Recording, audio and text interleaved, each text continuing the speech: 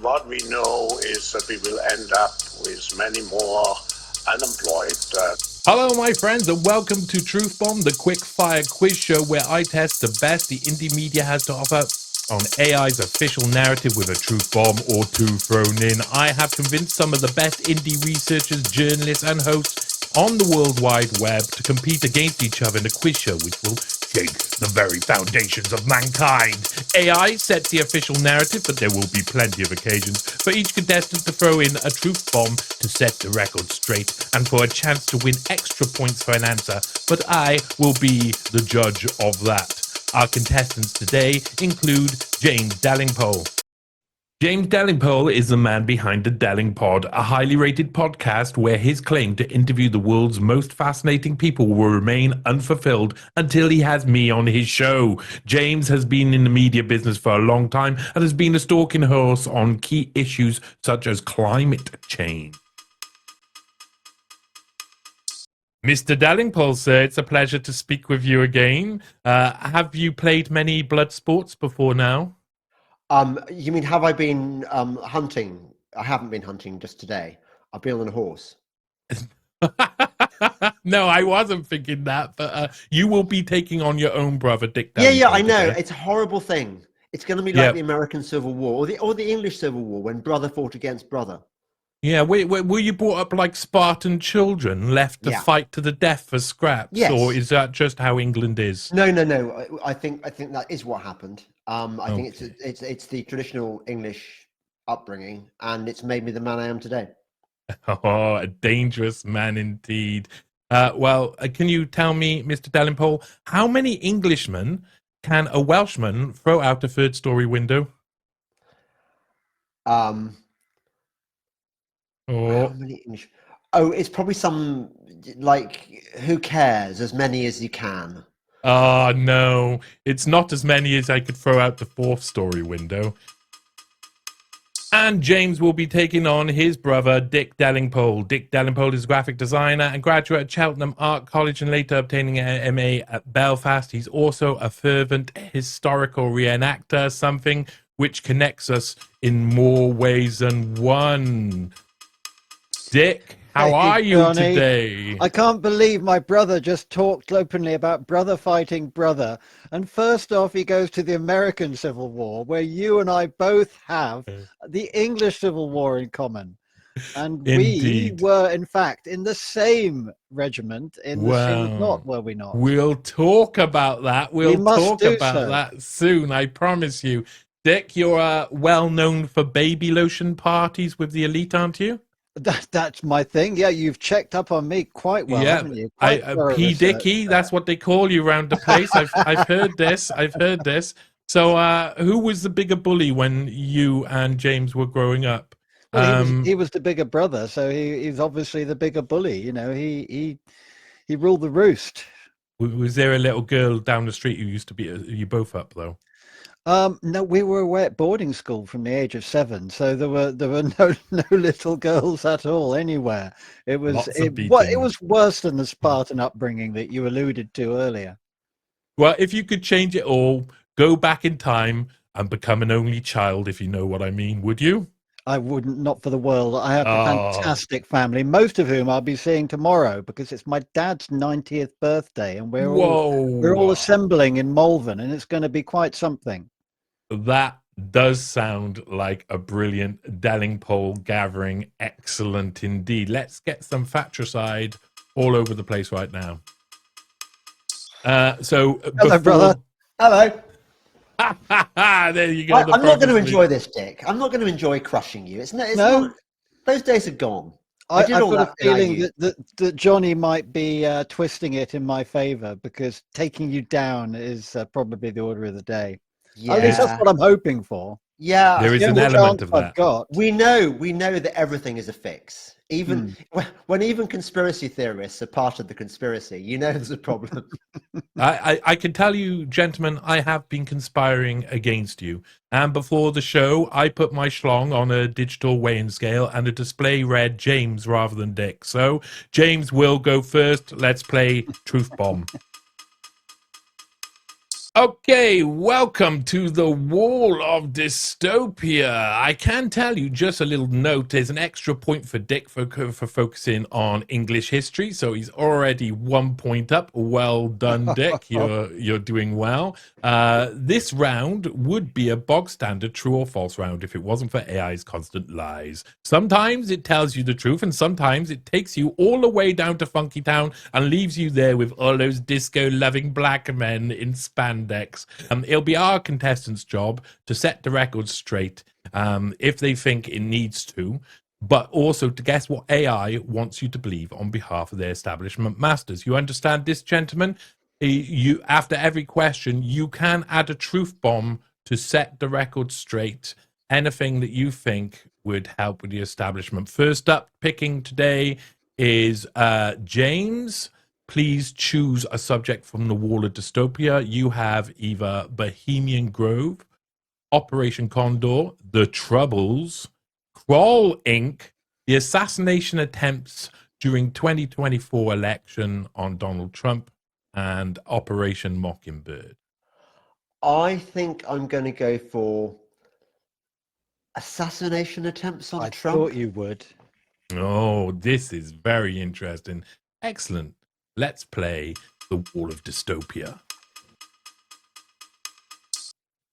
Okay, James Delingpole, you are answering questions on assassination attempts on Donald Trump during the 2024 election campaign. I will remind you, the answers you are to give are the ones that AI have decided on, my friend. Right.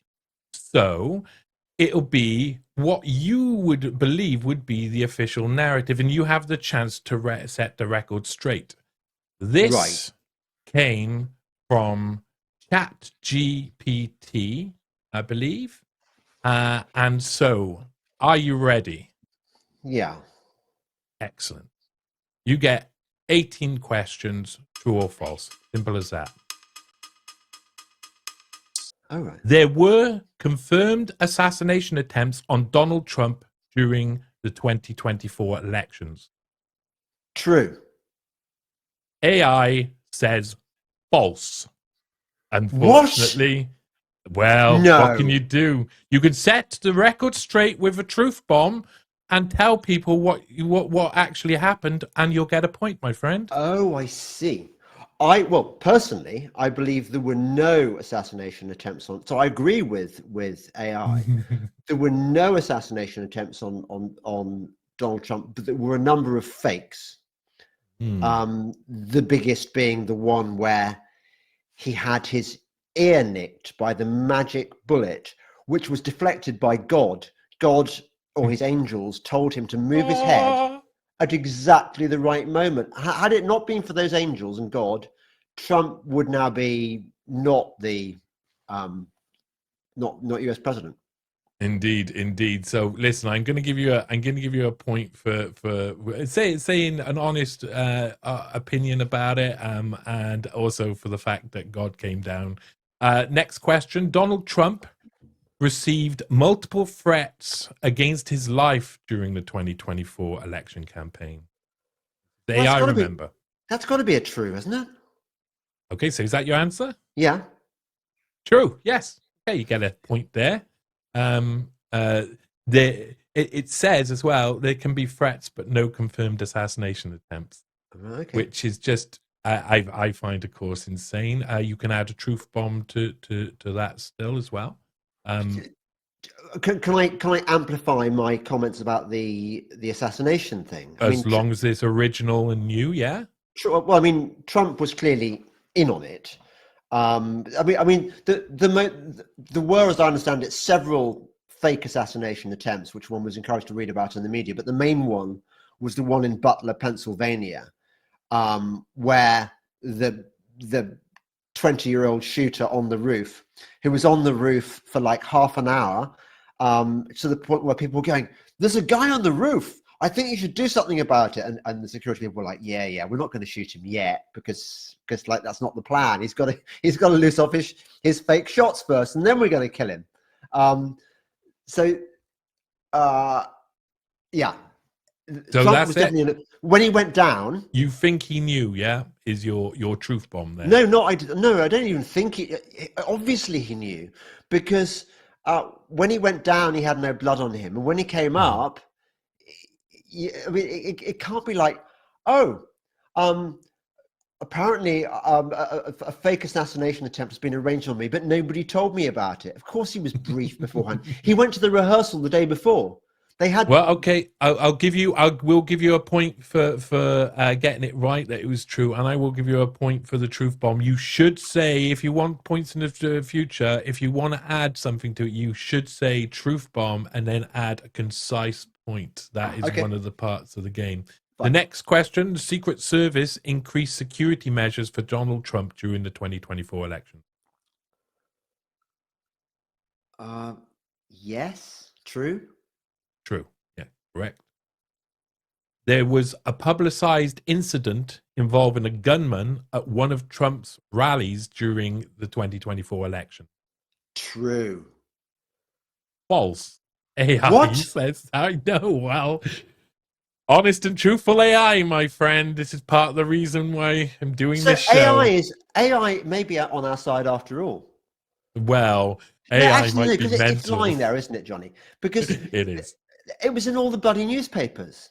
Yeah, it's programmed. Honest and truthful AI is got a bunch of Oompa Loompas behind the scenes typing in all the answers. It's a I tricky think quiz, this. When you don't know which Oh, version of reality you're going to be dealing with. yes, indeed. Right, next one. Authorities arrested individuals for plotting to harm Trump during 2024 election period. True. I'm afraid it's false. If you want to set the record straight there, then you can do. Well, the one I'm thinking of, they didn't so much as arrest him as blow his head off. I mean, Yes. Yeah, that's true. Do you remember what his name was for his last name for one point? what the boy? Yeah, the boy. Thomas Crooks. Yeah, indeed, Thomas Matthew Crooks, quite correct. So, yeah, unfortunately, you don't get a point. Technically, it's not an the- arrest, is it? Or maybe it's a cardiac arrest or a sort of cerebral arrest if you get bullets in your head. Yes, indeed. But it was definitely he got. I mean, Thomas Matthew Crooks had a cardiac arrest for sure. I suppose it had to have stopped. Next one. Donald Trump was placed under round-the-clock security due to the assassination threats during 2024. Well, now I'm lost because if these assassination attempts didn't happen, well, how? Yes, I'm going to say yes. Okay, you can say true. Yeah. True. You get a point there. Yeah, that's good. I know it's hard to know what honest and truthful AI are doing, but okay, there were no incidents of protests that became violent near Donald Trump during the 2024 election campaign. True. False. I love to see how baffled you are by the world of AI. I will tell you probably picked one of the hardest ones without realizing it because I did, didn't I? I wish I'd picked one of the other ones. Do I get another one later on? You will have multiple rounds with multiple questions, including specialty subjects, so you'll be fine. Social media platforms banned users for making threats against Trump during the 2024 election. No.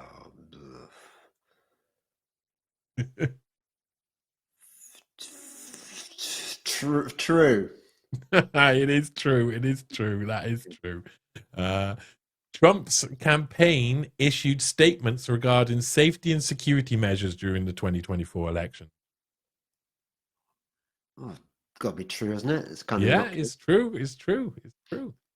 The FBI reported a significant increase in threats against public figures, including Donald Trump, during 2020. That's got to be true.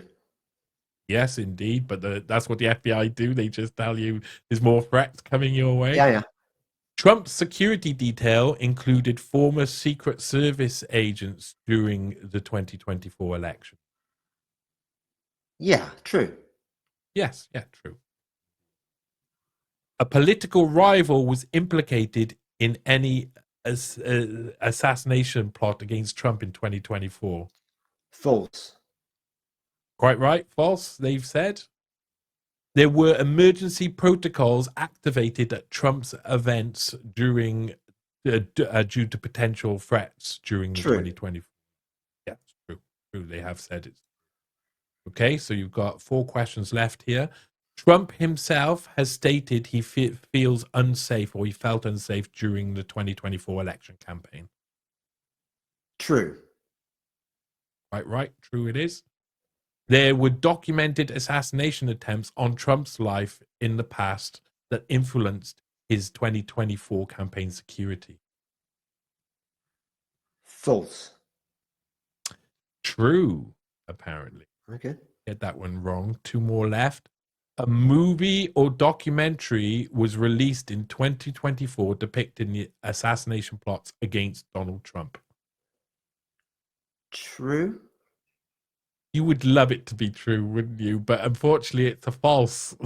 So that's what I'm pretty positive there was I probably don't a like couple this of world. documentaries. This world You is don't wrong. like. It's Well, this stupid. world is coming upon us. It's a stupid, stupid world. Oh, it's a stupid world. I agree with you. My answers are right. The questions are wrong. Yeah, I know, but that's the way Truth Bomb works. That's why you've got the Truth Bomb to set the record straight, my friend. So the last question, political rallies for Trump in 2024 required attendees to undergo security screening. Yes, true. True, but then what happened with Crooks? Who knows at all? Excellent. Well, I mean, given that most of the people who attended these rallies, certainly where the alleged assassination attempts, they were crisis actors.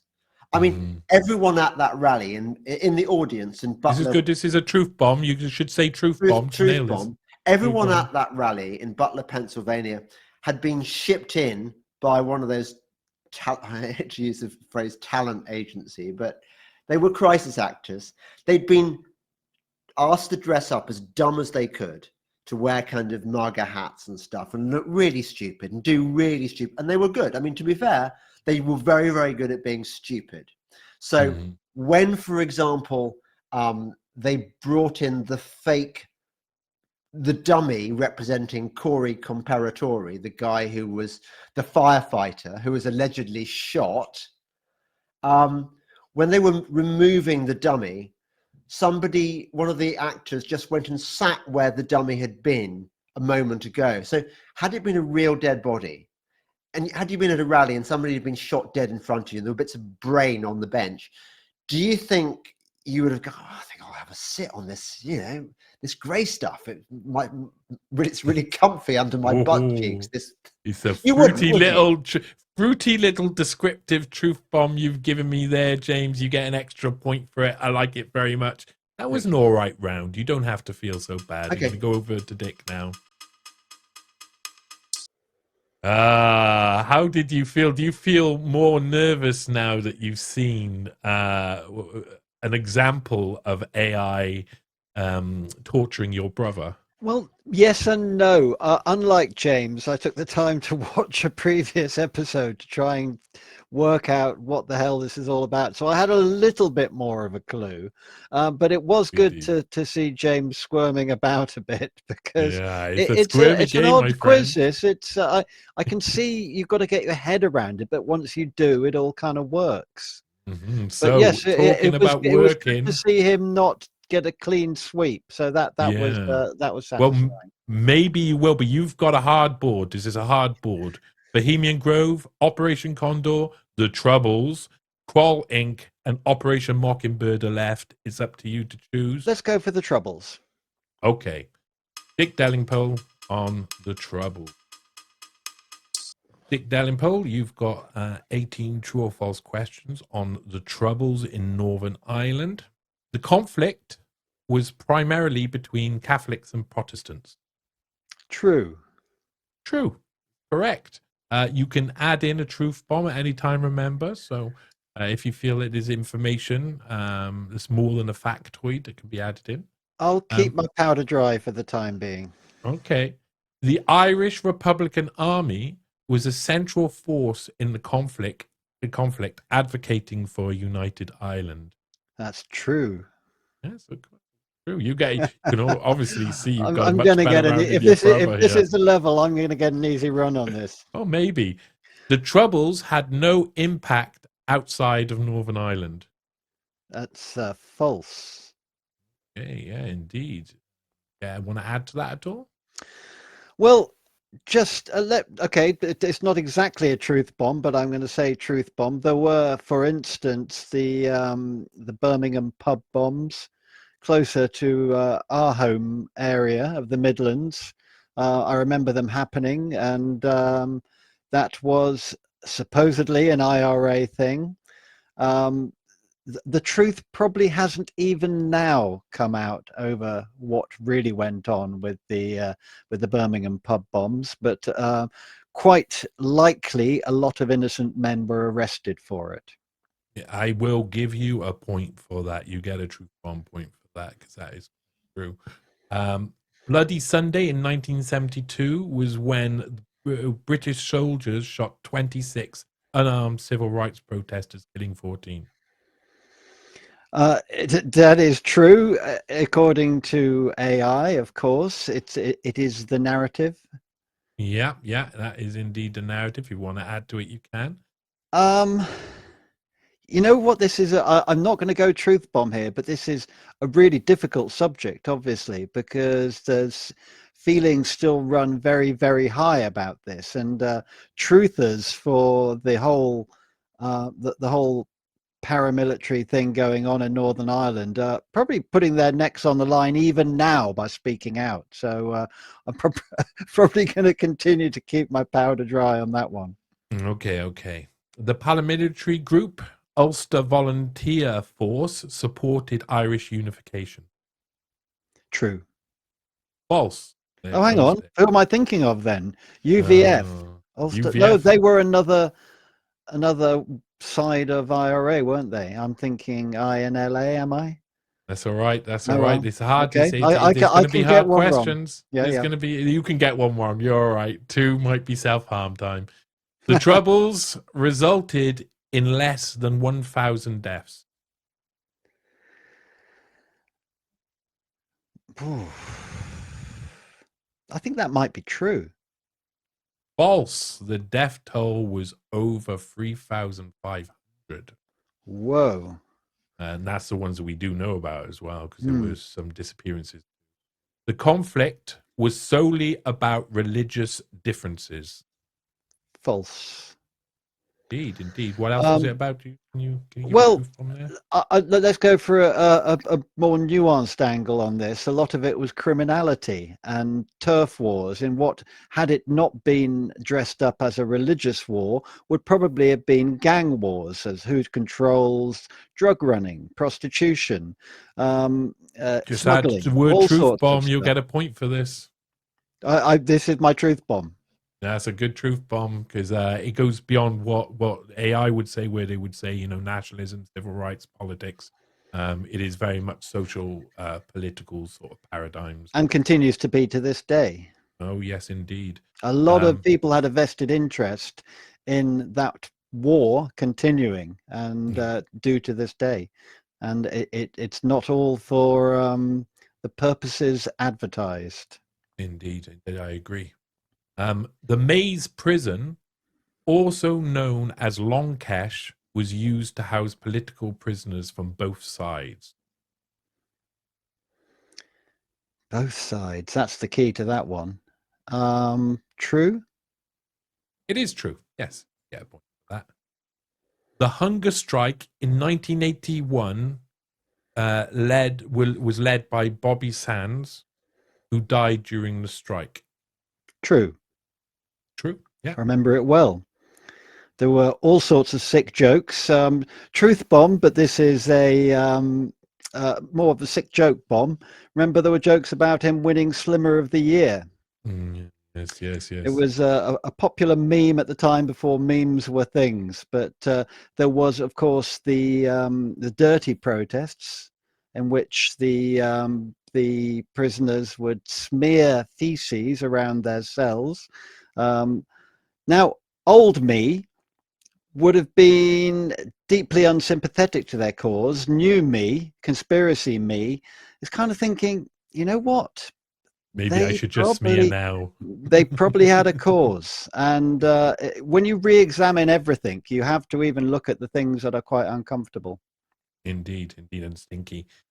The Sunningdale Agreement successfully ended the conflict in 1973. Just say, I will give you a truth bomb for that last.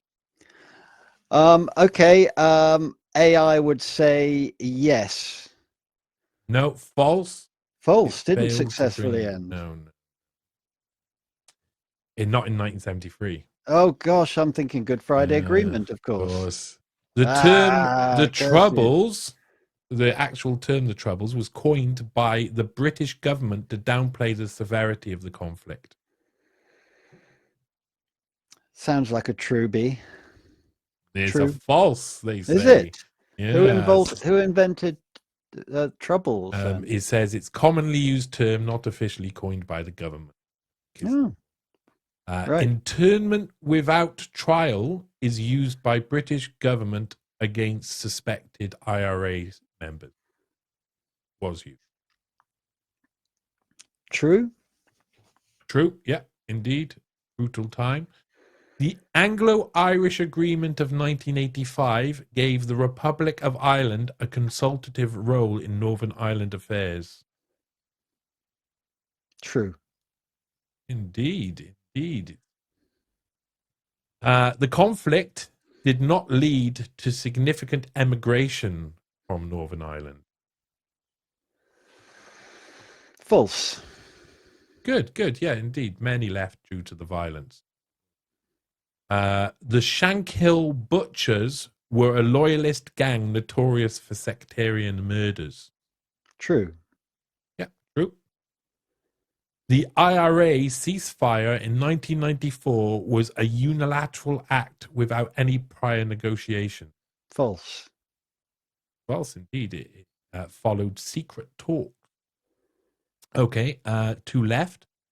Bloody Friday refers to a series of bombings carried out by the IRA in Belfast in 1970. This sounds like a trick question, so I'm trying to position myself away from this absolutely dazzling sunshine. I think this is possibly a trick question, so I'm going to say false. It is actually true, and I think you should take on the sunlight, or you should wear sunglasses. You should probably be wearing sunglasses for this. I'm so unused to sunshine that well, the light of truth, I'm trying to my make friend. The most of it, yes. The truth bombs are bright, I can promise you. Right. Okay, one last one. The conflict was resolved without any paramilitary disarmament. Conflict was resolved without any paramilitary disarmament. I think that's true because they kind of kept their weapons, but sort of promised not to use them. So keeping arms caches everywhere. Yeah, unfortunately, it's false. Decommissioning was part of the peace process. That was. Do I get a truth bomb by saying they almost certainly kept most of the decent weapons? What you can do is add that into the final truth bomb. At the end of each round, you get to add a truth bomb, like your brother did in his. Would you like to add a truth bomb at the end there to an extra point? I think I covered up my main beef with the whole. With the whole Northern Ireland thing, having lived there for a year, it didn't give me any great insight into it, apart from perhaps to say it was more about criminality than it was about religion. But I think I made that point and got the point for it earlier on in the quiz, so I won't go for that one. Best not to anger the gods. Well, I can recommend Belfast, though. It's a fantastic city. Have you ever been? No, I'd love to go, and I have some of my great great-grandfather was from that way, so I would love to go and... It's a good drinking town. There's some fine drinkeries, and You I think definitely I've gotta drunk in drink. all of them. As a student, an art student there for a year, I had a fantastic year. Really enjoyed Right. it. And the Troubles were still going on when I was there, so it was very, very visual, watching Yeah. British foot patrols walking through the streets that you're walking to your art college in, and for some reason, still full camo paint on the faces to do a street patrol. Seemed very odd to me, but I think small that for details. that little bit of a glimpse into the Troubles from a personal point of view, we can give you an extra point there. Oh, you're too kind, Johnny. I am. So in the first round, James scored 10 points, 1 extra point, 4 truth bombs totaling 15, and Dick scored 12 points, 2 extra, 3 truth bombs totaling 17. Dick is in the lead. So, how was that round for you, James? Well, Do you think you could have done better? Obviously, I didn't enjoy it because Yeah. Dick beat me. And I really, in a way, I have to say, I should have gone for it because it's not really so much of a conspiracy round. I thought this was a conspiracy quiz, but it's kind of is and it kind of isn't. Mhm. It's for very both confusing. people. It's actually for both people, so that people who are down with the system can answer, and the people who are out of the system can also get involved. And I think that crossover is important. Who won more games between you and Dick when you were young? Oh, I'm sure I always won. And I'd assume from your brother's mustache that you were the violent one. Doesn't really work like that. I mean, really? There came a point where Dick got stronger than me and could beat me up, but for years I had the 2-year advantage. So was that around the time when the power of the mustache started to reign? I guess it must have been. I guess a bit like Samson's hair, his moustache gave him magical powers. I'm pretty positive you're not allowed to talk about or Hitler or Dick, Stalin. He became Dick's Hitler and hair. Stalin combined. Yeah, indeed. Well, we'll see a bit of that later. You've done a lot of work on poo-pooing climate change agenda. What are some of the most serious misconceptions about the environmental movement which you think the audience at home should know, and is an extra truth bomb there for you? The biggest misconception about the environmental movement is that it cares about the environment. Anyone calling themselves an environmentalist almost certainly, in the deepest recesses of their warped, shriveled soul, loathes nature, because all the measures taken by the environmental movement to save the planet actually end up destroying the planet. I give you bat chomping, bird slicing, eco crucifixes, but there are loads of other examples I give you it's a political movement, but it's not really about climate change, for example, which in any case is a pretend issue. It's completely fake. There is no climate change problem. Full stop. Well, I agree with you on that one. I'll give you a truth bomb point because that's a good view of it. And I'll get back across to Dick now. Dick, you're going to get an extra point for the mustache. Well done. Russell will be fantastic, completely effortless. Brilliant. It's a brilliant mustache. The first time I met you was at Comcast in Newport, properly, where you ran all the way round the hall to tell me that you lived in the 17th century in the shadow of my father. Is that not true? That is true. Well, in 2001, I saw a reenactment of the Battle of Worcester. I'd just moved to Worcester, where I happened to have been born, and there was a big reenactment of the 1651 Battle of Worcester, the battle that ended the English Civil War. And I attended as a member of the public, and it became quite clear to me very quickly that the guys on the battlefield were having a lot better time than the audience. The audience liked it, but the guys on the field, they were having a whale of a time. And I thought, I want to be one of them. And it just so happened that it was Colonel John Birch's regiment of foot who were staging that particular show, and they had the recruiting rights. and they were a parliamentarian regiment. And so when I signed up thinking I was going to be a royalist, they said, "Oh, no, you've just signed up to a parliamentarian regiment." I said, "But I That's don't how want the to fight." parliamentarians did it back in the day as well. It was mimicking history. It was amazing. And they said, no, look, don't think that you get a better uniform as a royalist or you get to wear feathers. They all dressed like sacks of spuds. The common soldiery, there's no difference in the uniform. In fact, the uniform is whatever we chuck on your back. So I joined. That's a nice. It's a nice line, but it sounds like I would say we always said the royalists were a little bit more gay. Oh, I think if they'd come straight out with that, I'd have been won over immediately. But they had to probably play a more delicate game with me. But needless to say, I had a fantastic time during my time with Colonel John Birch's Regiment of Foot.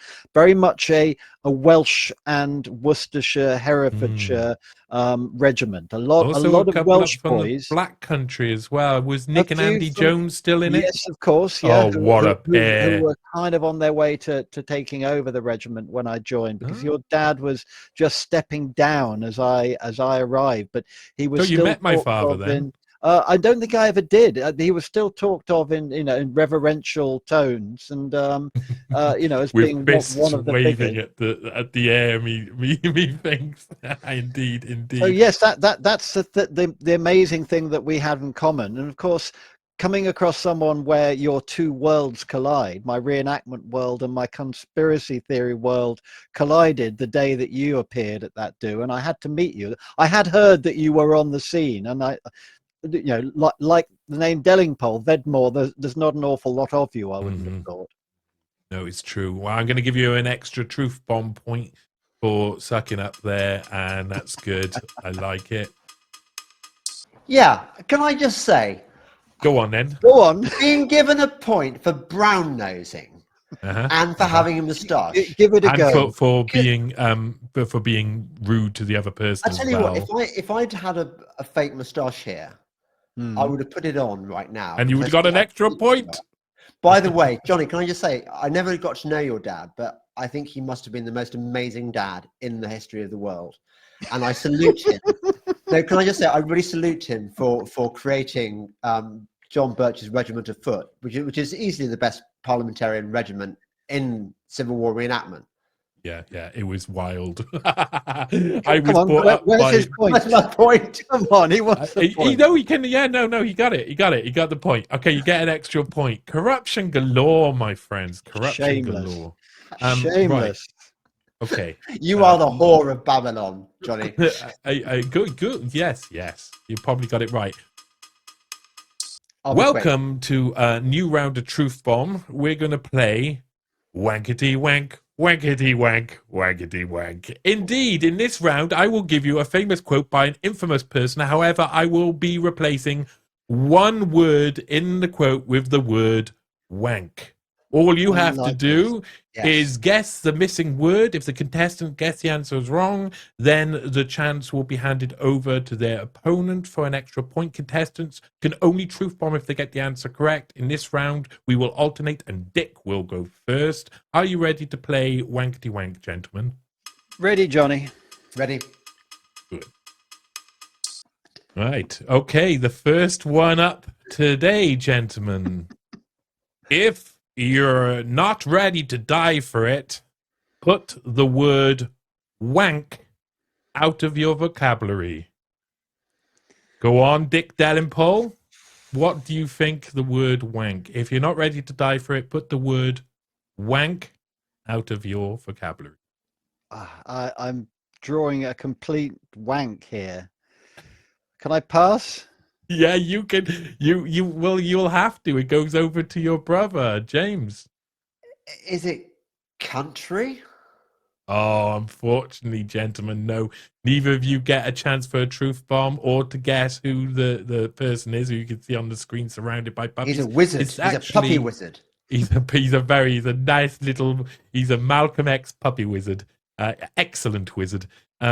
If you're not ready to die for it, put the word freedom out of your vocabulary. Oh, freedom, of course. It makes sense. And okay, why the then puppies? Who is he? It's Malcolm X. Listen, Not as I remember him. if you don't want puppies, this ain't around for you, mate. I can promise you. Right, James. Yes. You're up next. Whoever wanks the past wanks the future.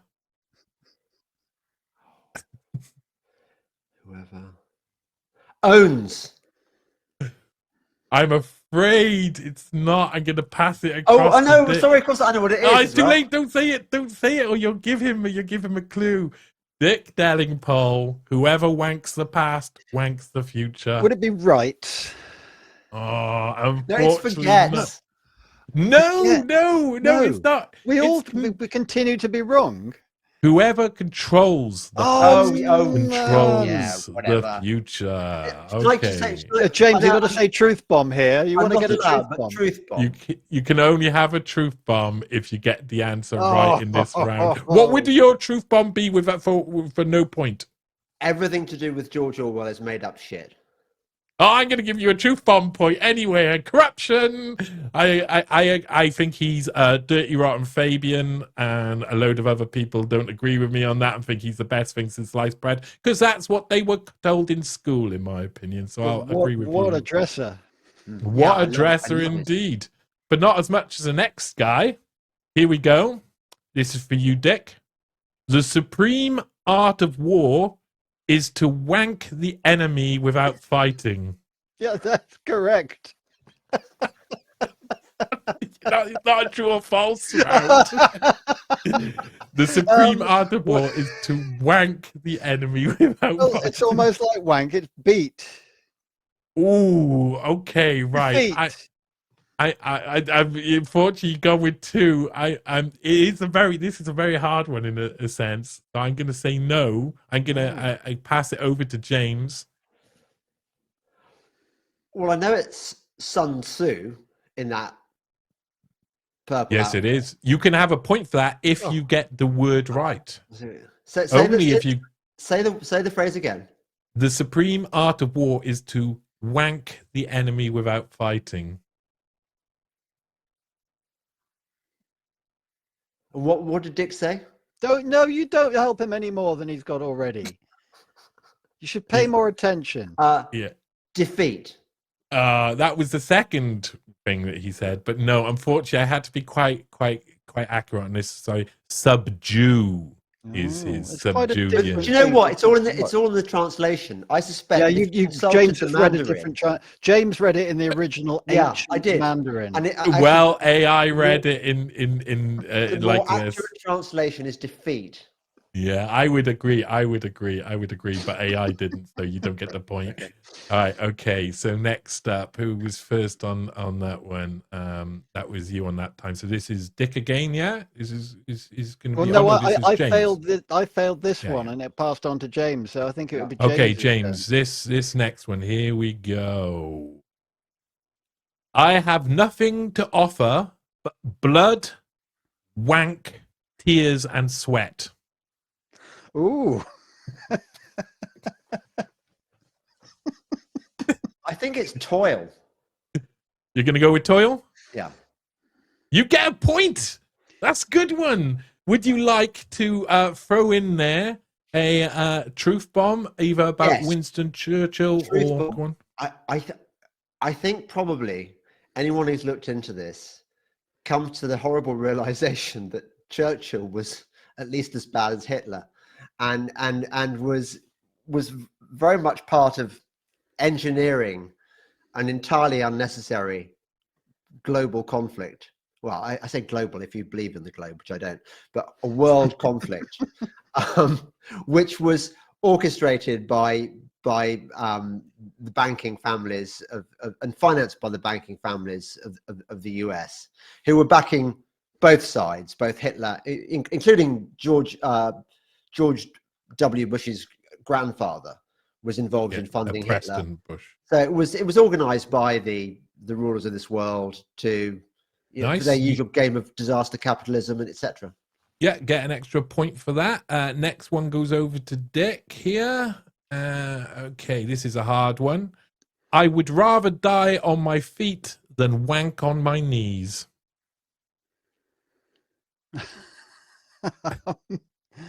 Then beg. I'm afraid not. I'm passing over to James. Is it I just, would rather die on is my it just feet. live? Yes, it is. Oh, Do you know there's a point there? Do you know who's that in that said it? who is he? It's like friendly Saddam Hussein. You could say that. It's Emiliano Zapata. Yeah, of course. There's a Zapata moustache. Yes, a Zapata mustache indeed. Okay. Okay, this is for you, James. The harder I wank, the luckier I get.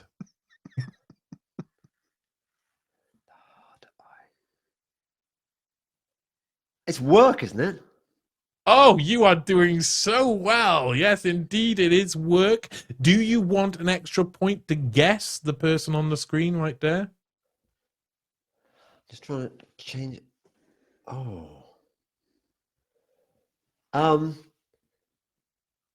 Is it Liberace? No, it's Thomas Jefferson, unfortunately. Is it? Thomas Jefferson, yeah. But Okay, he's this quite is similar. Not the way we usually see him. no, I got 2 left for you here, gentlemen. So this one's for you, Dick. I wank, therefore I exist. Do I get a picture for this, or is it? Oh, yeah, sorry. There you go. Yeah, I know you miss those puppies. I wank, therefore I exist. Think. No, unfortunately not. I'll pass you over to James. Oh. Can Can you read the sentence again? I wank, therefore I exist. Oh.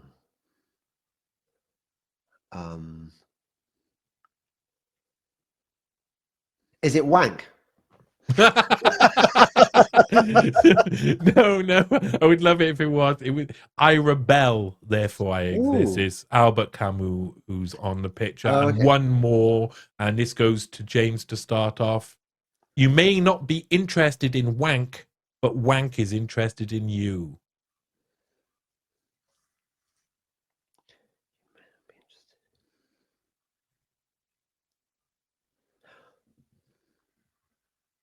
Is it politics? Oh, I'd like it to be, but no. Dick, over to you. Can you guess? AI. You very close. Unfortunately, no. It's war. You may not be interested in war, but war is interested in you, and That's was, nice course, in war, isn't it? To care about us. Yeah, caring, sharing, It's war. kind of touching. That's what the puppies are about. Who is it? Because That's war has a bad Leon reputation, Trotsky. doesn't it? Leon I know Trotsky's got a caring bad stuff. reputation. That's Trotsky. Yeah, indeed. Gosh, it's not the way I remember him. No, he's surrounded by puppies in this photo Yeah, and I'm dressed up wearing as a a disco disco man. Yeah, yeah. Excellent. Well, I hope you enjoyed I that round. enjoyed the puppies, Wankety definitely. wank.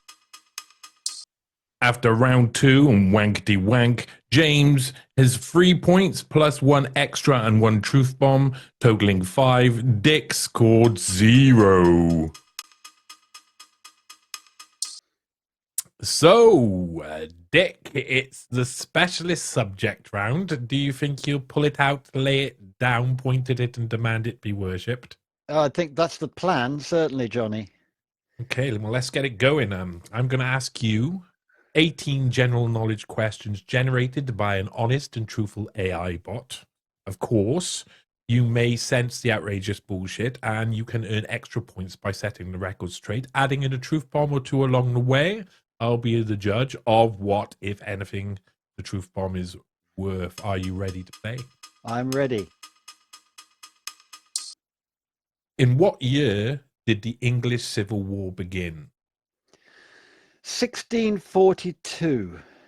Oh, that's good. That's good. That's good. It's true. You remember you can add a truth bomb into any of this anytime. And there's plenty of... I'm happy with that one. I think it's probably one of the few things that is true in history. Yeah, true. Okay. Name the first major battle of the English Civil War. Oh gosh, this isn't general knowledge, is it? This is Civil War questions. This is speciality subject, my friend. Oh, is it speciality subject? Right, it would have gone Civil War, wouldn't it? Edge Hill. So you guessed Edge Hill, and that's the correct answer. You're done. You're 2 out of 2. Truth Bomb. Go for it. I love a truth bomb. There was a cavalry skirmish in Worcester at Powick Hams, the Battle of Powick Bridge, in which I think it was a Rupert of the Rhine took the payment, moving across wagon train coming up through Worcester, headed it off, that sort of a thing. There was a cavalry skirmish at Powick Bridge that kind of predated Edge Hill, I think. Would that be right? Excellent. Well, I'm going to add it as a truth bomb because I've heard such things before, but I didn't know any of the details. Because Worcester prides itself on being the city with not only the final battle of the Civil War, but also technically the first one. But as it was just a cavalry skirmish, it might not have gone down in history as a battle as such. But I will give you a point because you also for the you were very brave to go in with Edge Hill, knowing that was the case. That's good. Okay, here we go. This is one a taxing one. What was the new model army? It was Cromwell's new professional British army. Excellent. Yeah, I will give you that. I'll give you a point for that. It's a professional organized parliamentarian force, is what AI said, but it's true. It was a professional unit. Which doctrine did the royalists support? Would we be talking Catholicism versus Protestantism here, or which doctrine? It's a difficult one, isn't it? It's not a war doctrine. Let's go. They are Catholics. Okay. Divine right of kings. Of course. I know. I knew you'd feel like that once you heard it. Who were a key religious group back in Parliament? The key religious group backing Parliament. So Cromwell's lot, who, I want to think of how to phrase it, I suppose. So they've gone with a word which I think you would relate with Cromwell as well. Cromwell, religious affiliation. Puritans. Okay, yes, the Puritans. The answer is well done. If you can add any truth bomb to that, any more than a factoid, it has to. I think we'll truth bomb it by saying technically they're not Puritans, but I think it's one of those things like Roundheads and Cavaliers where it's been a label assigned to it after the event. I don't see it as being a puritanical movement, but I suppose history could see it that way. That's a really good truth bomb. I would say yes, because I just on a side quest, I suppose. With the, do you think that the English Civil War had a massive effect on Rhode Island and those areas in America, and that's why you had so much religious turmoil there? That a lot of these people were pushed out by the Civil War?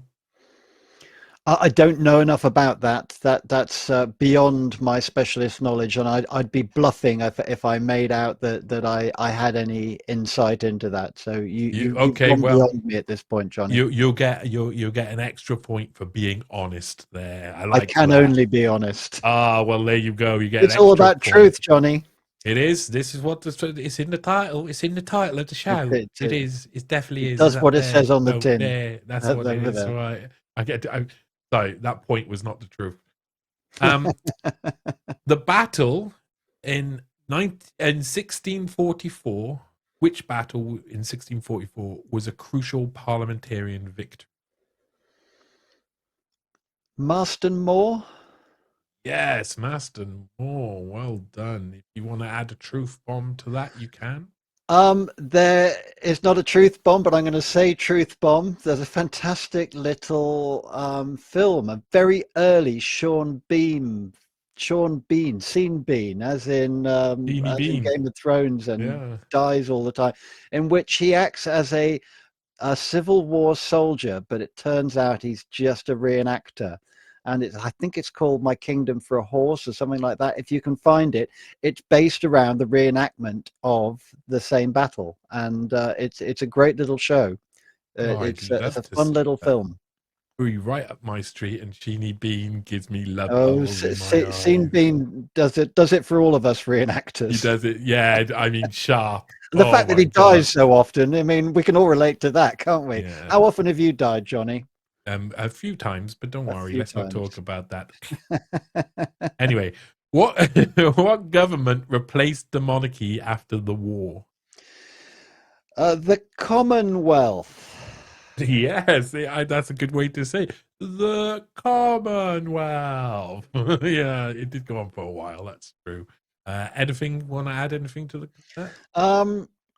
I'd like to say it would have been a glorious period, but history doesn't frame that time very well, does it? I mean, it was a great opportunity to have got rid of the monarchy and become the most progressive modern, and I mean progressive in a good way, progressive modern country in the world. But no, somehow we had to bring back the monarchy after it. And I was a monarchist right the way up until very embarrassingly recently. Up until But the Commonwealth was created.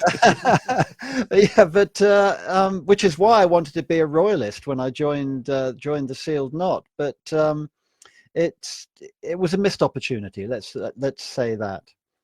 Well, I'll give you a point for the extra. You're having a good round at the moment. It's a good specialist subject. I'm just as well. I was really worried that you would do a Civil War round and I get everything wrong and show that I'm just some sort of idiot who dresses up in a floppy hat. But I'm it turns afraid you out look I like a know a thing or professional. two about it. It must have I must have absorbed it via osmosis over the years. I think you are doing better than I would have done. Right. And High I was praise brought up in indeed. the 17th century. Very strange way to be brought up. Who was known for leading the royalist cavalry? Mentioned him already, Prince Rupert of the Rhine. Yeah, Rupert Bluecoat, if I'm not wrong. Fantastically flamboyant figure and very, very popular. Indeed, very, very popular indeed. Why was he called Rupert of the Rhine? It was the king's brother, Rupert of the Rhine. He'd distinguished himself in battle by said river. Oh, is that That's a guess. Oh well, I always look for an extra point there, but I won't give you an extra No, point there. But that's very good. It's very good. Good guess. I would say the same, or that he came from that area. There was a lot of done a lot of research on German king. right. There was around like for about 200 years. There was a lot of swapping around Germany. Popular. It's also very complicated. What was signed between England and Scotland in 1643? That would have been something that would have got Scotland fighting would have got the Covenanters on board, I should imagine, and I don't know what the act was called. Am I warm? I'm not looking for a point, but am I warm? You're very warm. It was Solemn League and Covenant. I got the word covenant in, and of course, Yeah, the unfortunately. Covenanters are a popular thing to reenact. The Scots who wear these blue beret type things. I'm sure the Scots have a word for them, but they're flat, floppy blue hats, and you can identify them as Scottish Covenanters. Wow. Okay. Right. We're going to give you a truth bomb point for the start. Oh, bless you, Johnny. Blue hat. Why When not? James comes in and sees this, he's going to say that none of this was conspiracy theory. This is just Dick showing off what he knows about Oh it. no! Well, Yeah. you're setting straight the basic questions that AI has. That's what this round is all about. What was a key innovation of the new model army?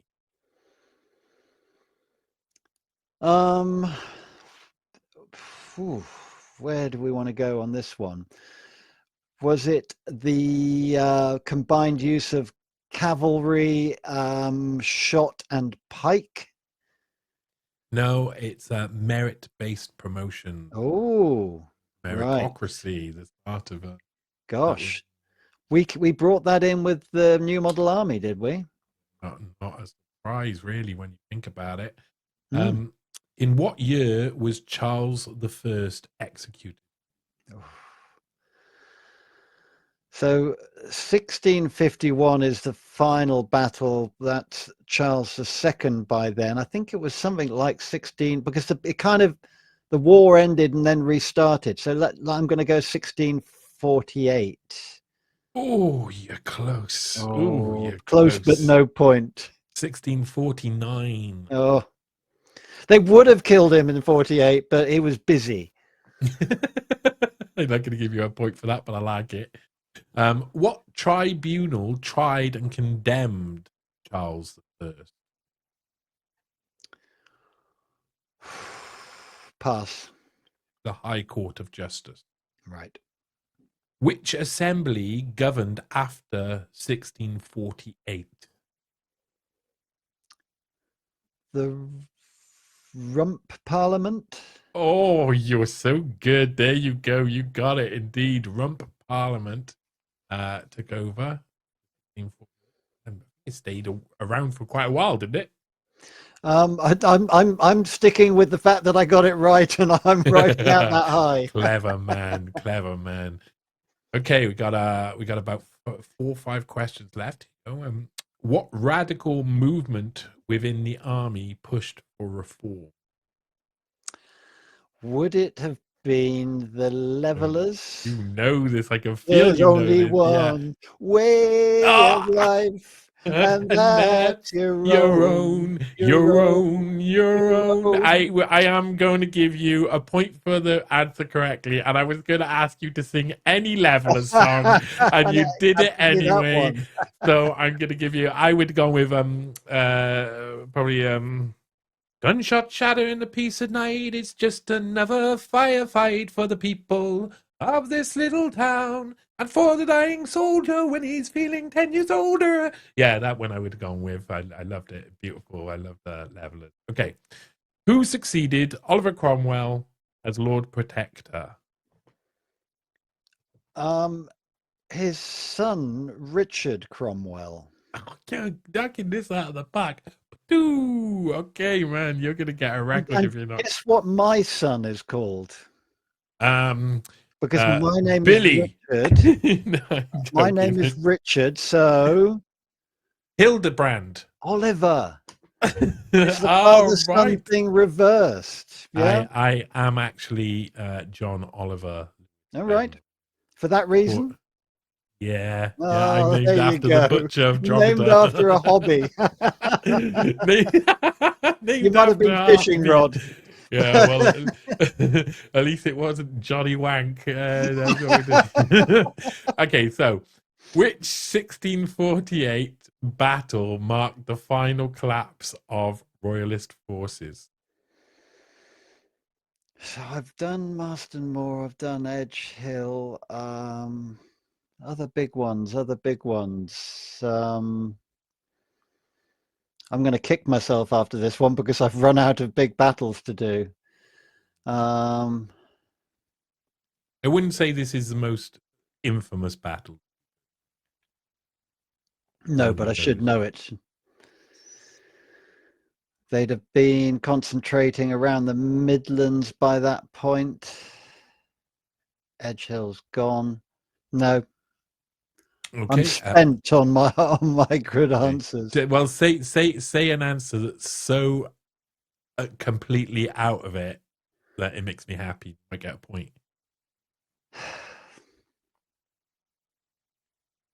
The Battle of Oxford. Oh no, that's not going to get you an No. extra point. No, Preston. Preston. Okay, it's not even the Oxford. Midlands. They're still up in the north. No. Right. Yeah. Which major port city did Parliament capture in 1645?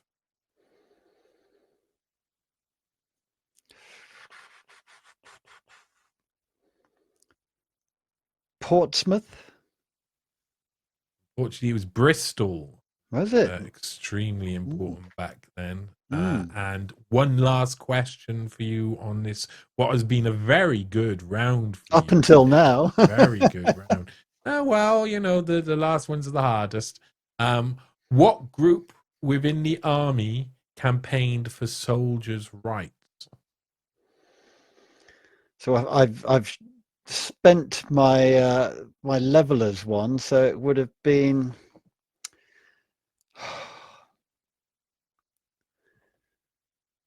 I'm trying to think. Wearing an armband, but that's the levelers, the little sea green ribbon.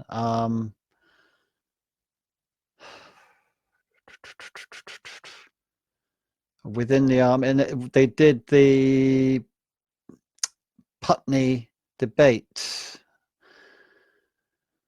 Haven't got it. Okay, it's the agitators. Oh, right. No, I wouldn't have known that. Oh, I like an honest man. Are they the ones who are down with the Putney debates? I'm not sure. I'm not sure about the Putney debates. I can't tell you, but I had not heard about them properly before. Right. They sound like a 1980s punk band. Like it's a perfect punk band name. Okay, one last then. Do you want to supply any truth bomb about the English Civil War? Something that people won't know at home or people won't get that you find really interesting? Well, I think it's a classic case of the typical way the British do things. They win a war and then they throw away everything that they fought for. It's a bit like at the end of the Falklands War. We very nearly won that and then immediately gave the Falkland Islands to the Argentines. It would be a typical sort of British thing to do. Win because we love to win, but then give up. And so we'd kind of won our independence from the king, and then we bring him back because we like to party. I mean, at least that's the impression given. The idea that the Puritans, so-called, had banned Christmas, and cathedrals had their ornate paintings whitewashed over by Cromwell's men, which is still visible in parts of Worcester Cathedral, and smashing stained glass windows, just ruining fun generally. But I've got a feeling this is all overplayed, and the system didn't like being rocked the way it was. The system wasn't ready to lose the monarchy at that point, and so I think if we dug deeper, we'd find that it was a fix-up right from the start. Yeah, I really, really, really. It's an extra point there for the final truth bomb. Well done. That was a good round for you, Dick. It was. I enjoyed that tremendously. Thank you for that. Good. So, James, it's your round on your specialty subject of man-made climate change and some of its key proponents generated by the honest and truthful AI bot. I'm going to ask you 18 questions, and of course you may sense a little outrageous bullshit, and you can earn an extra point by setting the story straight, adding in a truth bomb or two along the way. I'll be the judge of what anything your truth bomb is worth. Are you ready? I'm ready.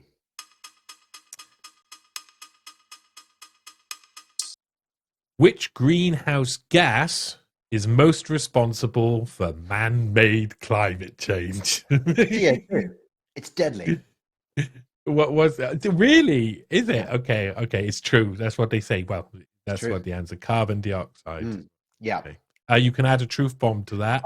Yeah, Set the record CO2 straight. is responsible for something called global greening. In fact, commercial greenhouses pump large quantities of CO2 into the greenhouse to increase to make the plants grow better.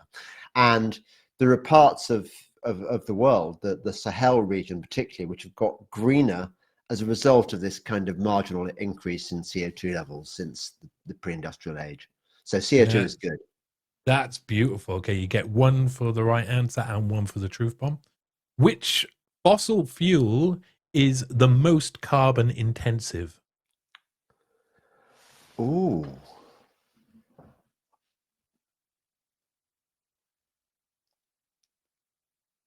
I'm going to guess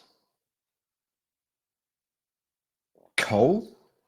Oh, good. Yeah, you got it right. It's true of coal, which is the bread of my people, really, because they wouldn't give us any bread. They just gave us coal. I think fossil fuels is another psyop because it implies that they come from a kind of prehistoric Is this a truth era. bomb? Truth bomb. Whereas I'm of the view that these so-called fossil fuels are much more recent in their creation than that. The classic one is oil. Oil is not made from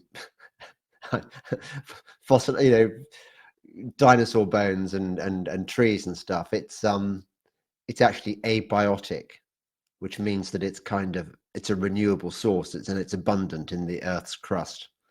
So I'm going to give you an extra point there. So correct. truth bomb. Cool. I'm going to give you the extra point for the truth bomb. And you said abiotic, and that made me go, yeah, baby. So yeah, you definitely get that confirmed.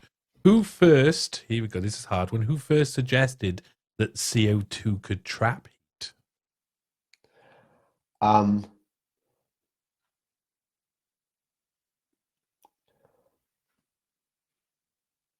Is it Arrhenius? No. Calendar. Unfortunately, it's Joseph Fourier. Oh, Fourier, yeah. Well, he's the other one. Yeah, okay. What year saw the Rio Earth Summit? Oh, 1992. Yes, correct. 1992. You can add something in about the Rio Earth Summit if you want. The Rio More than a Earth Summit factoid. was As a truth bomb? coordinated.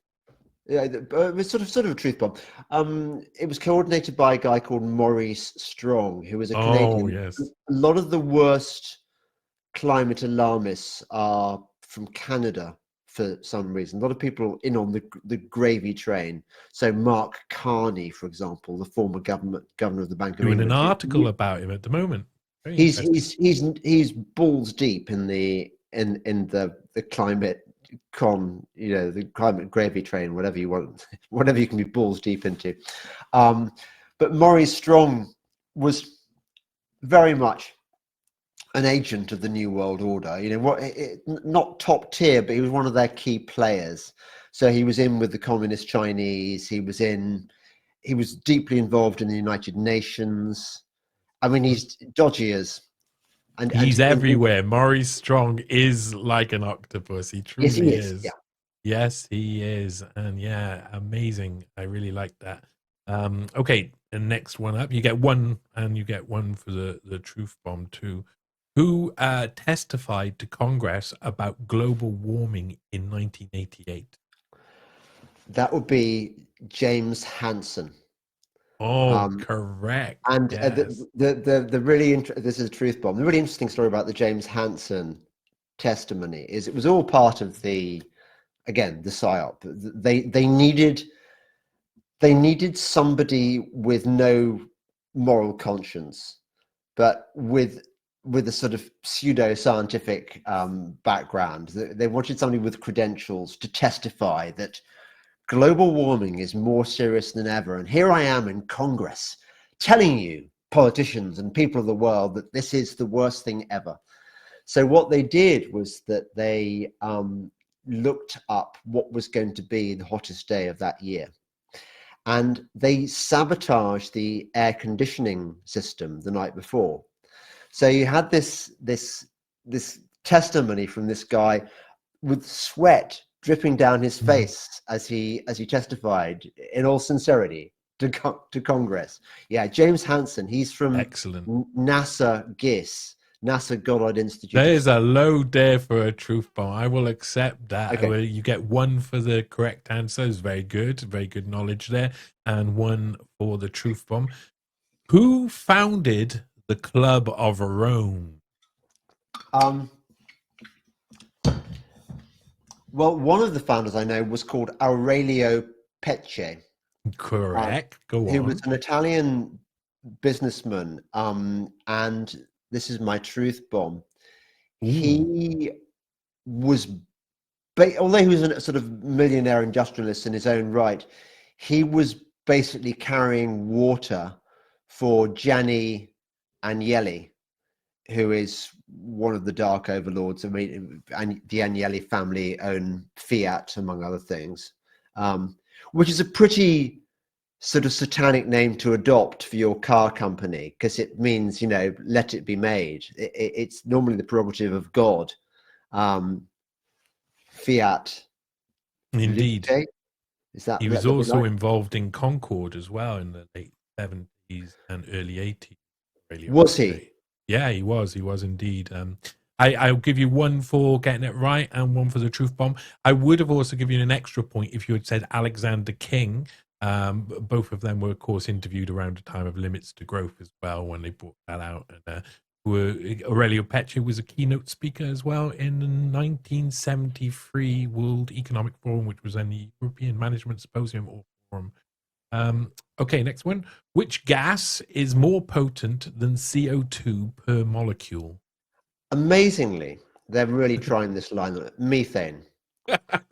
Methane. Yes, it's Because true. they have to, the truth bomb, they have to have a kind of backup. So they've demonized harmless CO2 as a, well, not harmless, not just harmless.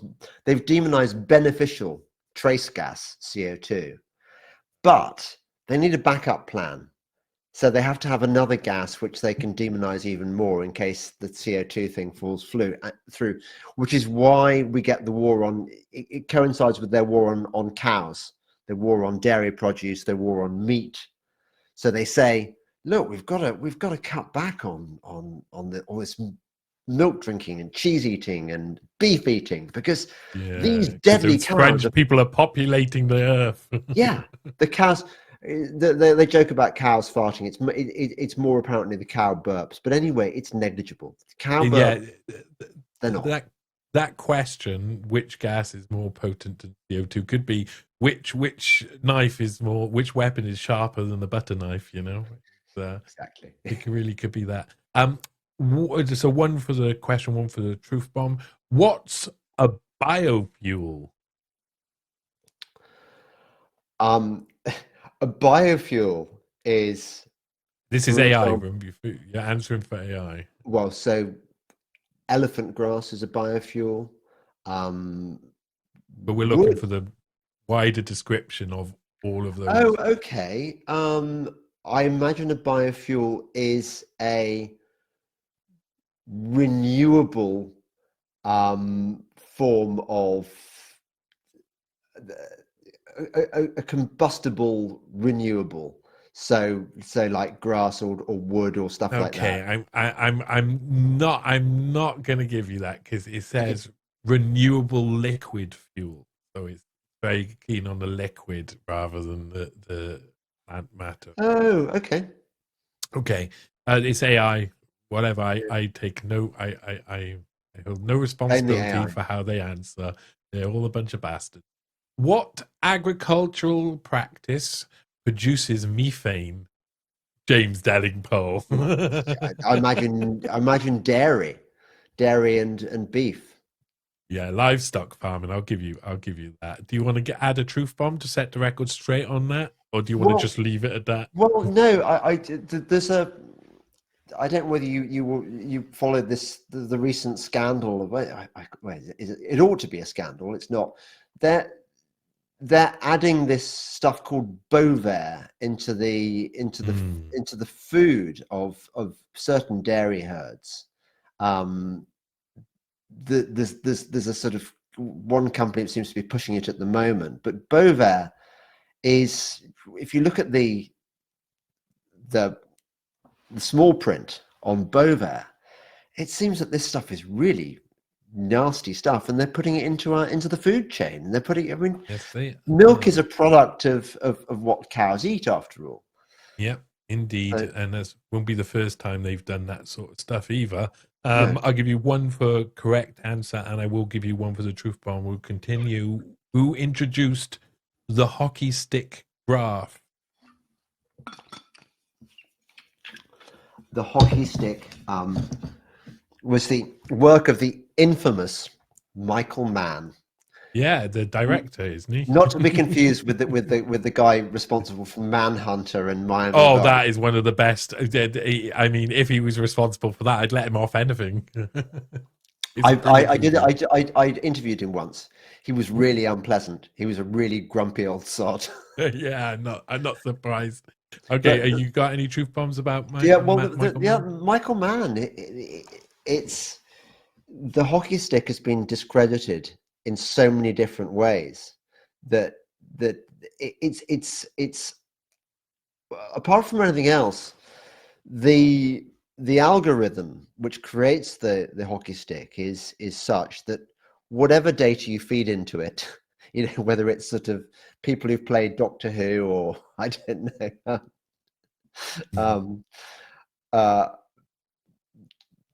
know, pop hits for Spice Girls or whatever. Yeah, I mean, I'm exaggerating, but the first things that are coming in your mind, that's what you're thinking. You're saying whatever, aloud the things that are in your mind right now. Into it, you get the hockey stick. Yeah, So indeed. it's what Okay, they needed the scary chart. I'm going to give one for the getting it right, but I'm not going to necessarily give one for the truth bomb. This next one, I think you may be able to find a truth bomb. I think you'll find this question very easy. In which country was Maurice Strong born? That would be Canada. Already said. Where about in Canada, do you know? Oh, I'm going to guess somewhere like Ottawa. No, I would have given you a truth bomb. It was Manitoba. Manitoba. Okay, who co-authored the 99% consensus study in 2021?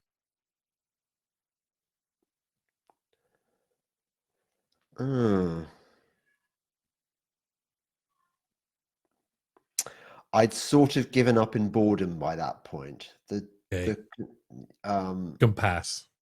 Pass. You want Mark Linus. Oh, Mark Linus. Yeah, I could have given you a good truth bomb there. Shame. Well, you can still give a good truth bomb in this round. It's specialist subjects. You Okay. can still give a truth bomb. Have you got one about Mark Linus? Mark Linus is one of the people who's made a tidy living writing alarmist books, and he's probably best known for it's pathetic, really. He attacked Bjorn Lomborg, the guy who wrote The Skeptical Environmentalist. Yeah. He attacked him with a cream pie once. Mark Linus is a publicity seeker rather than a serious person, but he gets these gigs as a result. And one of the gigs he got was advising the Maldives government on how to publicize the issue of climate change. And so he arranged for them to have photographs of them having an underwater cabinet meeting. They were all wearing their scuba gear underwater. Now, was this in Mauritius or Madagascar or somewhere? In the Maldives. Ah, yeah. Okay, right. Yeah. I was almost there. And so the story doing the rounds, thanks to sort of dodgy publicists like Mark Linus, was that the Maldives was going to soon be inundated because of rising sea levels, because of man-made global warming. And in that period, since the Maldives were sort of on the map as about to be drowned, they've built something like 5 new airports to cope with the fact, as you would if your islands were sinking. Of course, what you do is you'd invest millions in building more airports. Yep. I will give you an extra point, so you get the truth bomb point. You don't get the actual point, Mark Linus. But if people do want to go to their Google and type in Mark Linus cream pie, expect anything. Who advocated climate action via the Paris Agreement? Who advocated it via the Paris Agreement? These AI love to ask questions in weird ways. I mean, Was Greta on the scene by this point? Can just pass. Oh, I'm not gonna give you any type of hint. I'm unless hint it was, master. it might have been Regenda Pachauri. No, it was Christina Figueres. Oh, right, yeah. One of those sort of UN apparatchiks, yeah. Yeah. Which policy tool limits emissions cost effectively? Well, there's a correct answer to that. Yeah, but you gotta say the AI question. But let's you know. I know it's hard. Ask the question again. Which policy tool limits emissions cost effectively? I've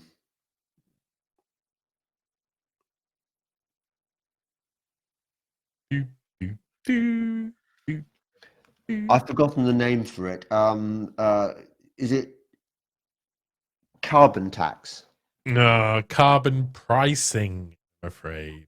That's pretty near. I was pretty near. I know. Anyway, You were pretty let's near, but move you're on. going to get a big fat 0 for that one. I'm sorry. What is biochar? Anybody go on to my Patreon, you can hear me talking to a couple who make biochar. It's a kind of fish. I don't know how they're making that particularly biochar. eco-friendly. It's an They Arctic bring fish from the water. They make them out of the water. You find them in Scottish lochs and things. It's carbon storing charcoal. Of course it is. It's basically burnt logs. Hmm. What UN department did Maurice Strong help create in 1972?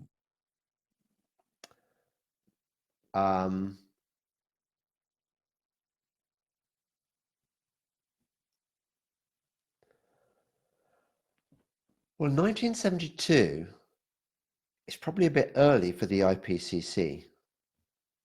UN department, so it's United Nations something. Yeah. Something. I'll give you that.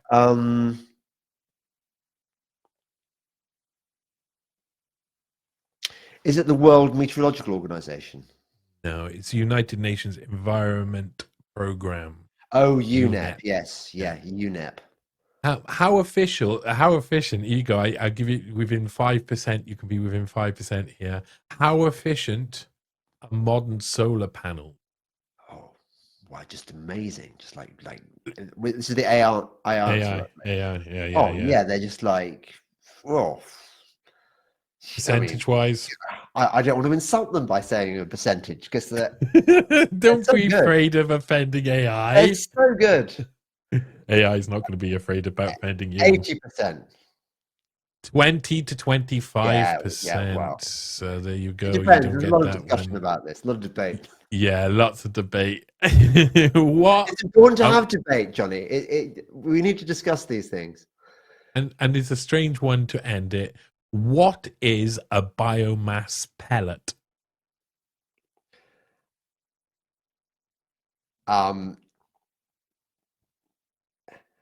When you want to put on weight naturally, you shove this pellet up your ass. You're winning a point for that. This is part of it. There's definite.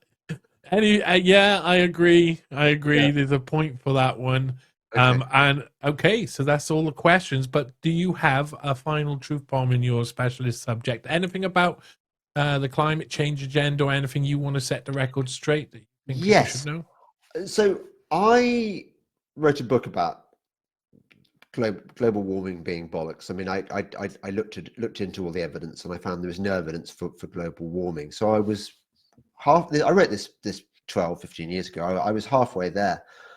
The thing I didn't realize in the book was just how man-made global warming is, by which I mean that particularly one family, the Rockefellers, but the Rockefellers are probably working for the Rothschilds. I think the Rockefellers are themselves a Rothschild creation, but that's by the way. The Rockefeller family got particularly involved in pushing the climate change story from at least as early as the 1950s.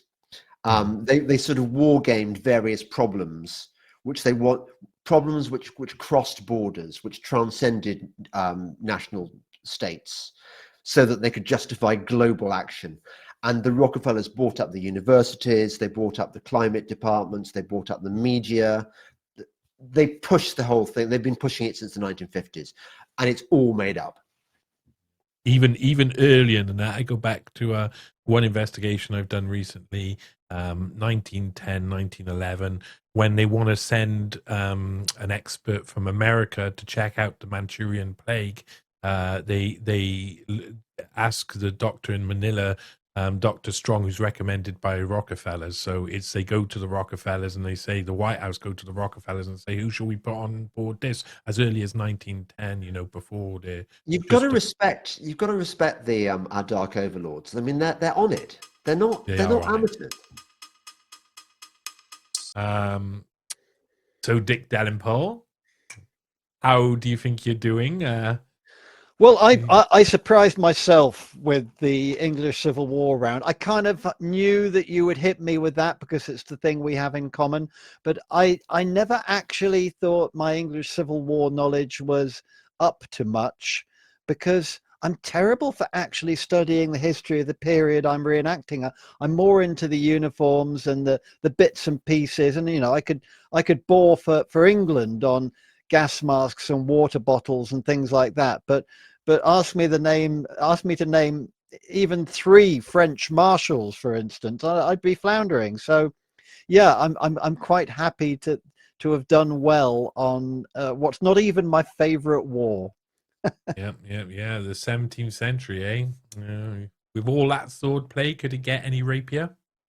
Hey, but loads of people out there will just think I've said something nasty to you, so they won't know, will they? How would you describe your work, what you do in general? I am very much split into a segmented life. I have a normie job, which I never talk about, mainly because it is what it is. It's a 9 to 5 thing that pays for everything else. And the rest of my life is segmented into painting, reenactment. I'm now in a band, so I've got music as well. I've got my conspiracy theory type role as second fiddle to my brother, which has taken on a life of its own. So I've got my Third Wednesday group, I've got my Christian group, Thursday Circle. So those I compartmentalize into my conspiracy life, I suppose. But my life is quite segmented like that. And the people from one segment of my life, say my reenactment friends, don't know that I'm actually a world famous conspiracy theorist who appears on conspiracy theory quiz shows. They'd be blown away by that. Well, I do tell them, and they roll their eyes and say, yeah, right, whatever. But it's funny how little the people from one world care about the other. I mean, my normie friends at work, they're completely fast asleep and happy that way. But it's really useful to live with one foot in that world, because if you make your bubble, you can be under the impression that, hey, guys, we're winning, because everyone around you thinks that way. When every day you go into work in an office where you're the only person who thinks like you do, you're probably the only person who is unvaxxed, you're probably the only person who is casting doubt on the shape of the world, or doesn't believe in climate change. It's worth having that foot in the normie world to understand how they think. Amen. And I also say, I spend a lot of time having conversations with people that are uncomfortable for them, but completely comfortable for me. Yeah. So I make sure that when lockdown happened, there was a lot of people who argued with me, and then later on there was a lot of people who asked for my advice about different things and my opinion on things. And what they learn is that I'm not going to force my opinion on them. They can decide what they want, but it's very interesting to have a conversation. That's the one thing, keeping conversations going. I think the way I leave it is, and that's certainly true of me and my relatively newfound faith, I don't want to ram it down anyone's throat, but I'm more than happy to talk about it if they want to know what I believe and what I think and why. And I've been having some good conversations with people, especially at work, about this sort of thing. And they've been surprised that I'm still questioning about things. I don't take everything I'm told from the conspiracy world, from the world of faith, or any of these things with a pinch of salt. I think about everything, and I'm happy to tell people, yeah, these things are still under discussion. Some people believe this, some people believe that, and I think it's a much better way of going about bringing people around to your way of thinking, to show that there are certain things on which you still aren't fully decided, and because no one likes a smart ass. Yeah. I disagree because I'm a smart ass. So there you go. Everyone loves you, Johnny. I love myself. No. What do you think if you asked establishment AI what they say about you? What do you think they'd say? They'd probably say I'm known mostly for being my brother's brother, I should imagine. If AI is finding anything about me from what's available online, they'll probably have my brief flurry with the world of controversy when I photoshopped myself with Hitler while standing as a UKIP candidate. It might throw that up. So obviously I'll be listed as a massive fan of the Führer. I didn't expect that to turn me on so much, to be perfectly honest, I have to say. But anyway, that's the way it is. Good. So, right. That might come up. And it's funny that I probably wouldn't recognize the person they're describing. So James Delingpole, you're a straight talking man. Are you a libertarian conservative or conservative libertarian? I don't believe in the terms anymore. I think that they're left, right, conservative, Labour, libertarian. I mean, I used to be a libertarian, or self-described, but libertarian was just a word that they had to invent after liberal was co-opted by some really bad people, and all these terms are meaningless. You look at how the libertarians, the so-called libertarians, behaved during the fake pandemic. All the libertarian think tanks, they all jumped on board because they're all kind of funded by big pharma, because kind of big business is kind of groovy, or at least it is if you're being funded by them. How do you describe your work to people? I normally say I am a batshit crazy conspiracy theorist. And what do you think establishment AI would say about your work? I'm far right. Far right conspiracy theorist. Question is, are they far wrong? In the speciality round, James scored 10 points, got 2 extra points, 8 truth bombs totaling 20 points. Dick scored 10 normal points, 3 extras, 6 truth bombs totaling 19 points. Like 3 recovering crackheads, James is going to keep a lookout while I take Dick down a deserted alleyway, making it a perfect occasion to play our first quick-fire picture round. I asked honest and truthful AI to give some of World War II's finest leaders baby faces. It'll be our contestants' job to chime in as soon as they recognize the little the little fella and who he is. And first to say truth bomb gets to guess first. If you're wrong, then it'll be handed over. And if the opponent gets the right answer, then they'll also receive a bonus point. Contestants must get the answer right if they want to add a truth bomb. Are you ready to play? Johnny, this sounds more complicated than number wang. Yeah, I promise. I promise you, it's not. It's called. Okay. It's called Look Who's Goose Stepping Now. Right. Okay. Well, we'll go with it.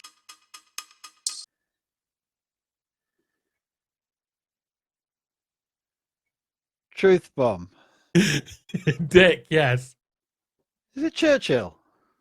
No, it's the bloody moustache. no, it's not. It's exactly the sort of clothes he'd wear. Okay. Wait a minute. You go on. Say it. Say the words. Me, truth bomb. Yeah. Go for it. Is it Stalin? Yes, it is Stalin. James gets 1 point there because, of course. Oh no, Dick did. He gets 2 points. Sorry, James gets 2 points. Do you want to add in a truth bomb about Stalin? Lovely bloke, loved his kids. He's not he's not as nice as he was portrayed. Okay, right. I'll give you that. I'll give you. And you won't get an extra point for that. You already got 2 points for getting. Okay, right. The next one. Are you ready? First one to say truth bomb gets to answer. Here we go.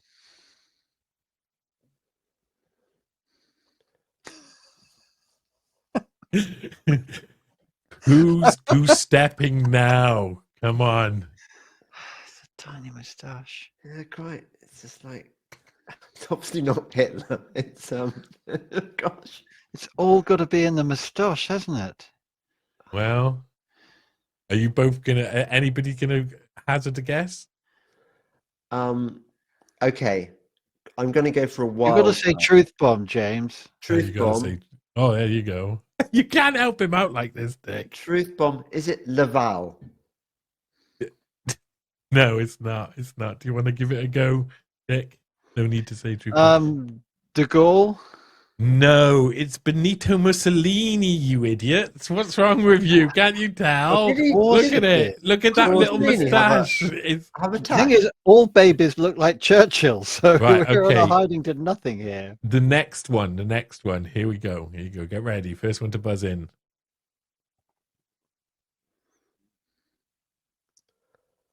This is good. This is good pause. There's loads of clues there.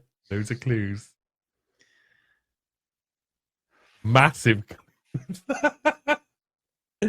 This is fun to watch. Truth bomb. Oh, there, Dick Delingpole comes in. Harris. No. Come on, he's in an RAF uniform. No, yes, I don't know. Right.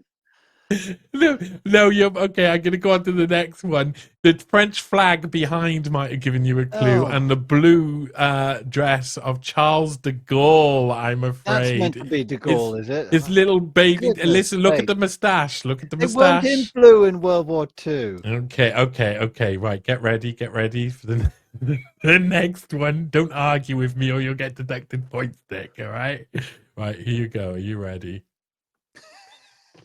Truth bomb. Yeah, go on, Dick. Emperor Hirohito. Oh no, it isn't. I'll pass it across. Pass it across to James.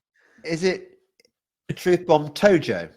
Yes, it is. It's Hideki Tojo. You get 2 points because Dick tried to get in there early, but no, it's Tojo. Have you got any truth bombs about Tojo?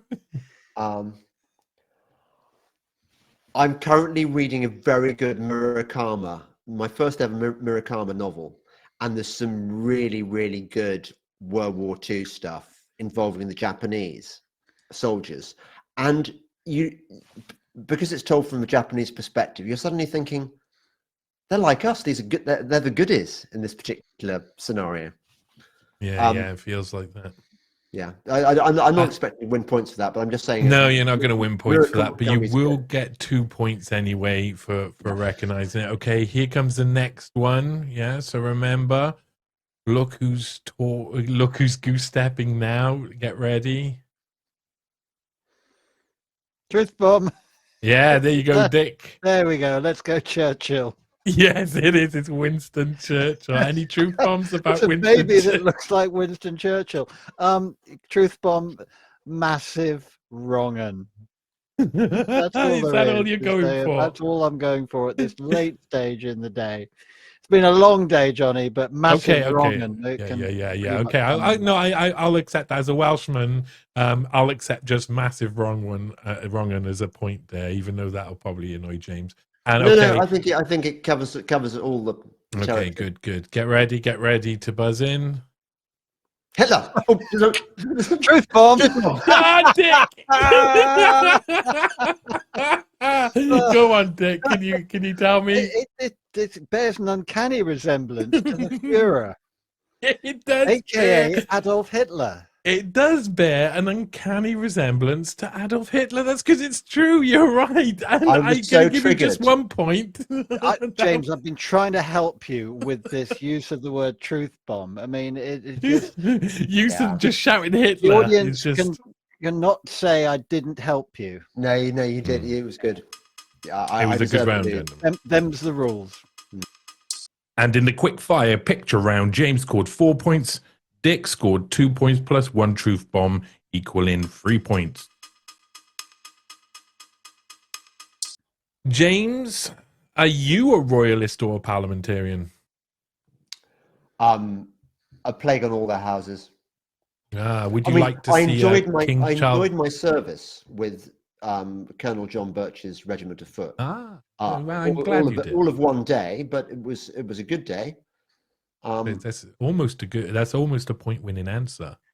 You got crushed in the pike block like a good one. I got crushed. Yeah. Amazing feeling, isn't it? Though I didn't get that trick where you get lifted into the air. Oh, I had that all of the first ones. I was very small when I was young, and I loved being a pikeman. It was a bit crazy. Would you like to see King Charles I's reign end like that of King Charles I? I would say one king, King Jesus. Oh, nice Good answer. answer. Yeah, Nice parliamentarian answer. Yeah, well, Dick, you're definitely a parliamentarian. Am I right? Yeah. Well, I was given very little choice, as indeed were my forebears who actually fought in that war. So I was recruited into a parliamentarian regiment, but I probably would be to this day for the aims that they had at that time. They were fighting tyranny and they were fighting for freedom. And, Except truth bomb. Go on, truth bomb. Go on. Well, you don't get a truth bomb here. Oh, go on. It's quite a good one. I bet you. Okay, well, maybe you'll coax me. Go on, give it a go. Oliver Cromwell was essentially funded by the Amsterdam Jews who wanted to take over, and who wasn't? I mean, in history, who wasn't? So, if you're a parliamentarian, Dick, if you're a parliamentarian, does that mean you're a close friend to Jimmy Savile? No, then. Let's not go there. In this next round, I asked AI to calculate how much time 2 infamous rogues have spent in prison. It's up to our contestants to guess who's served more time behind bars. We will alternate who goes first, of course, starting with James this time, I believe. You can only add a truth bomb if you get the answer right, and you can both guess the same answer, of course. So this is called Jailbirds of a Feather. First one up. I asked honest and truthful AI who served more time behind bars. The infamous serial killer, Dr. John Bodkin Adams, who murdered over 130 of his patients, or English Zionist ne'er-do-well, Tommy Robinson. So, starting with you, James, who do you think served more time behind bars? I'm going to guess this is a trick question. I'm going to say it's Tommy Robinson.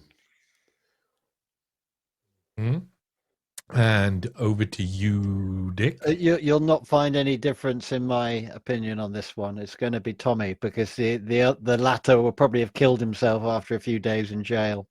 No. Dr. John Bodkins Adams died of old age, my friend. Oh, really? A free man. Approximately, Tommy Robinson, approximately 39 months, over 3 years, served across multiple sentences. Dr. John Bodkin Adams, approximately 1 to 2 months at most. What?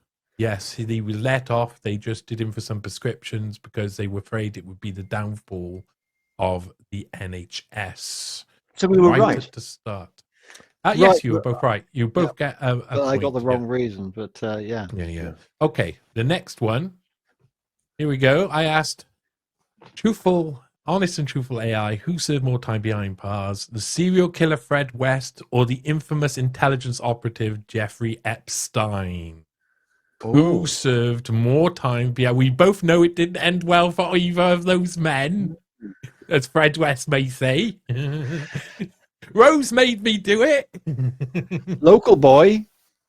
Yeah, local to your, he's your type of guy, He's isn't as he? much down your way as he is down our way. Oh, now come on, he's a Okay, little I'm gonna Markle boy, guess. isn't he? Markle boy. I'm going to guess that Epstein just served longer because Fred offed himself quite quickly. Okay, and Well, they were both on remand, weren't they? That neither stood trial. So technically, they were awaiting trial when when one offed himself and the other was offed. Or not. I'll give you maybe a clue. Maybe it's deceptive. Maybe it's not. But Jeffrey Epstein was only in jail a few months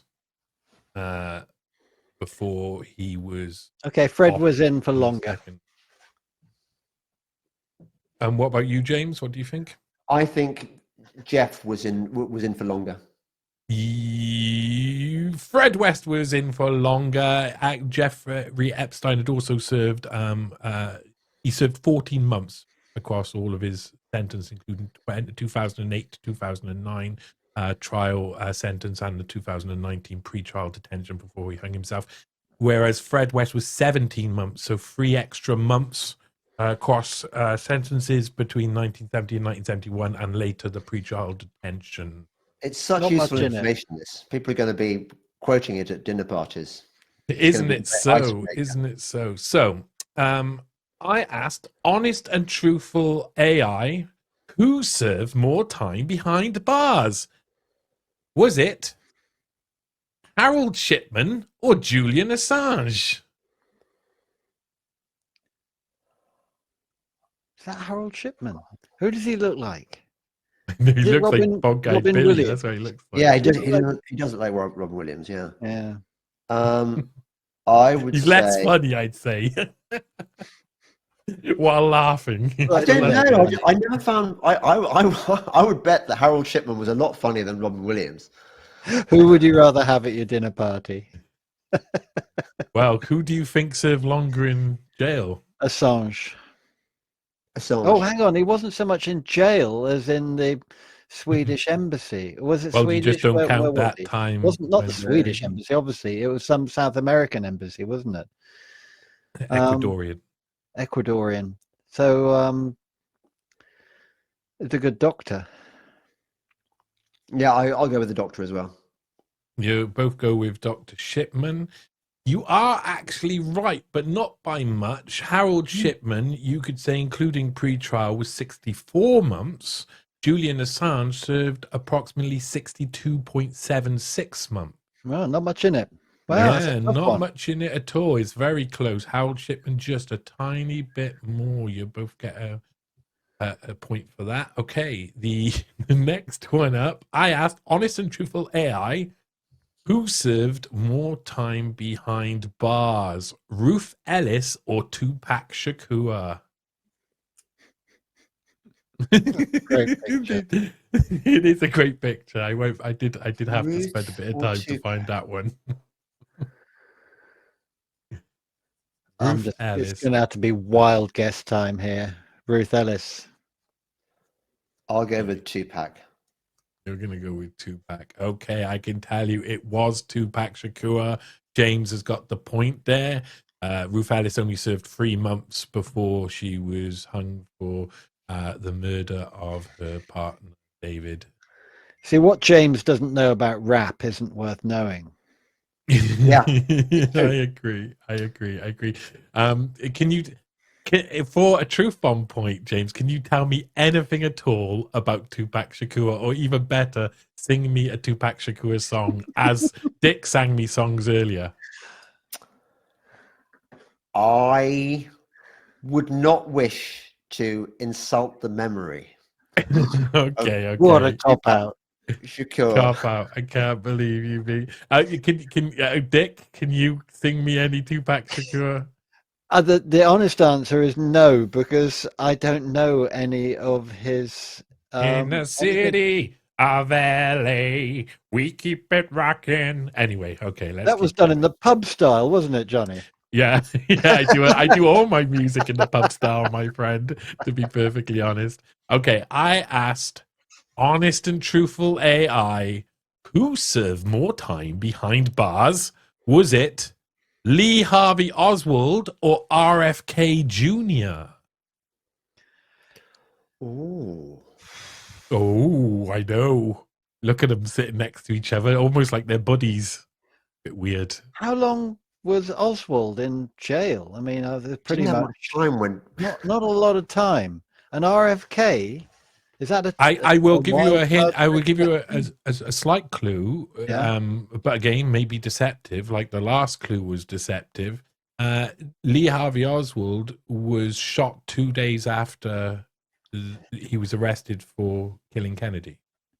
Did RFK do a day for drunk driving or something like that? Oswald. Okay, you're going to go with RFK. Oswald, and you're going to go with RFK. Well, RFK served 30 days. I think Oh most of my that must word. have probably been in Cuba for it was a political campaign that was over there with a load of famous people. Lee Harvey Oswald served 43 days, so he served more for another crime. He was in jail before arrested. Right. Okay. Not for the thing that he didn't do. Not for the thing he didn't do. He's Truth arrested for bomb. something else. I will give one for that, but still, you're right. I asked honest and truthful AI, who's served more time behind bars? Reverend Jesse Jackson or Martin Luther King?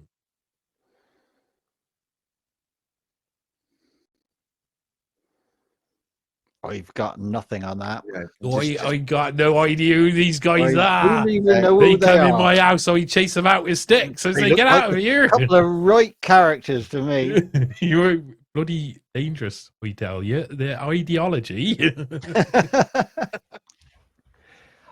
It's very cruel, though, the way they're keeping them compressed in those in pink a Barbie.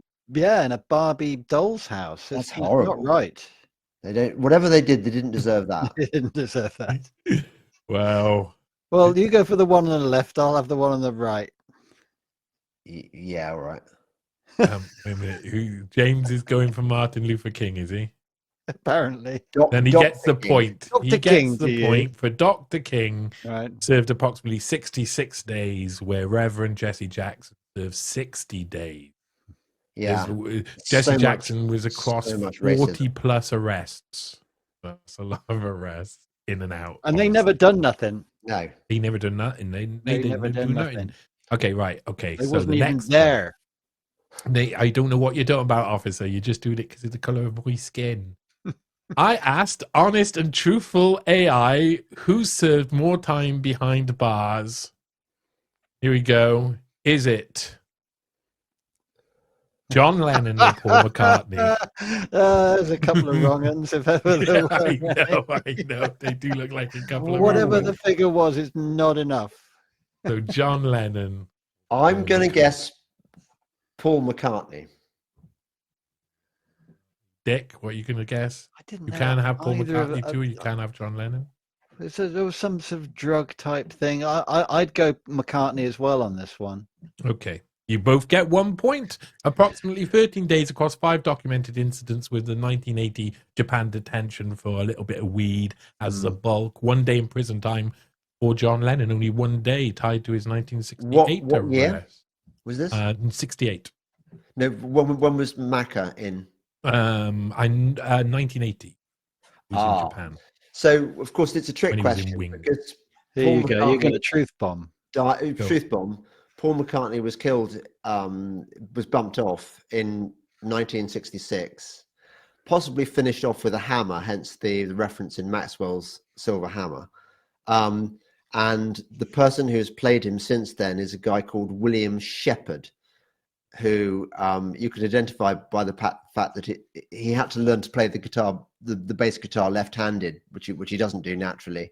But the guy who impersonates Paul McCartney has been being Paul McCartney longer than Paul McCartney got to be. Well, I like it. I'm going to give you the point, even though I don't necessarily believe that, just because I studied the bass Oh, lines. Johnny, you're such a normie. I studied the bass lines of Paul McCartney throughout the years, and he's got a special technique. So I don't know. You can learn that sort of shit. Yeah, you can learn. Yeah, okay, you can learn it, but it just comes out in all his songwriting. I mean, it's different when if you he just didn't write something, songs. okay, but there you Tavistock go. Institute wrote all the songs. Yeah. Okay, well, I'll give you the points. There you go. I hope you're happy. And the last one here, who's served more time in prison? I asked honest and truthful. Was it Cyril Ramaphosa or King Charles I? The boys are back in town. The boys It's a are back question in that town. people often ask. Yeah. This is what Truth Bomb's all about, baby. Asking the questions no one else is asking. I just love the image. I'll go Charlie. Okay, you go, Charlie. And what are you going to go with, James? Yeah, I'm going Charlie as well.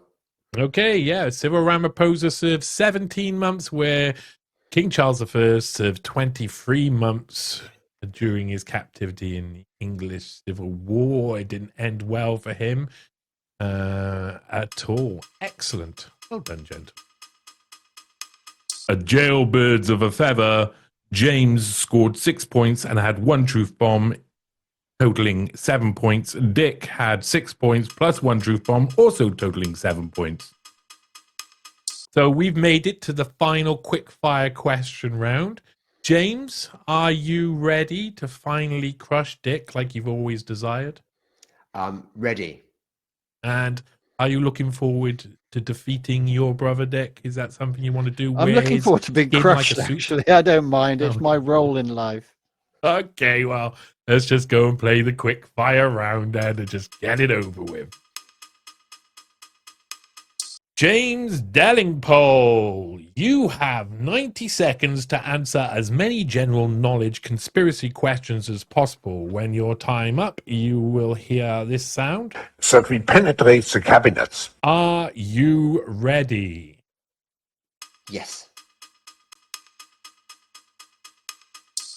Which 1930s bank robber was caught by the FBI in 1934? Al Capone? Pass. No, Babyface Nelson. All right. Which scandal involved illegal arms sales to fund Nicaraguan rebels? Iran-Contra? Correct. Which US president created the NSA?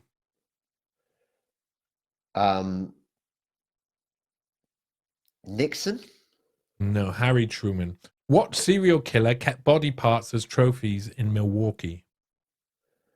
Jeffrey Dahmer? Correct. Who leaked NSA secrets in 2013? Edward Snowden? Correct. Which British lord was killed by an IRA bomb in 1979?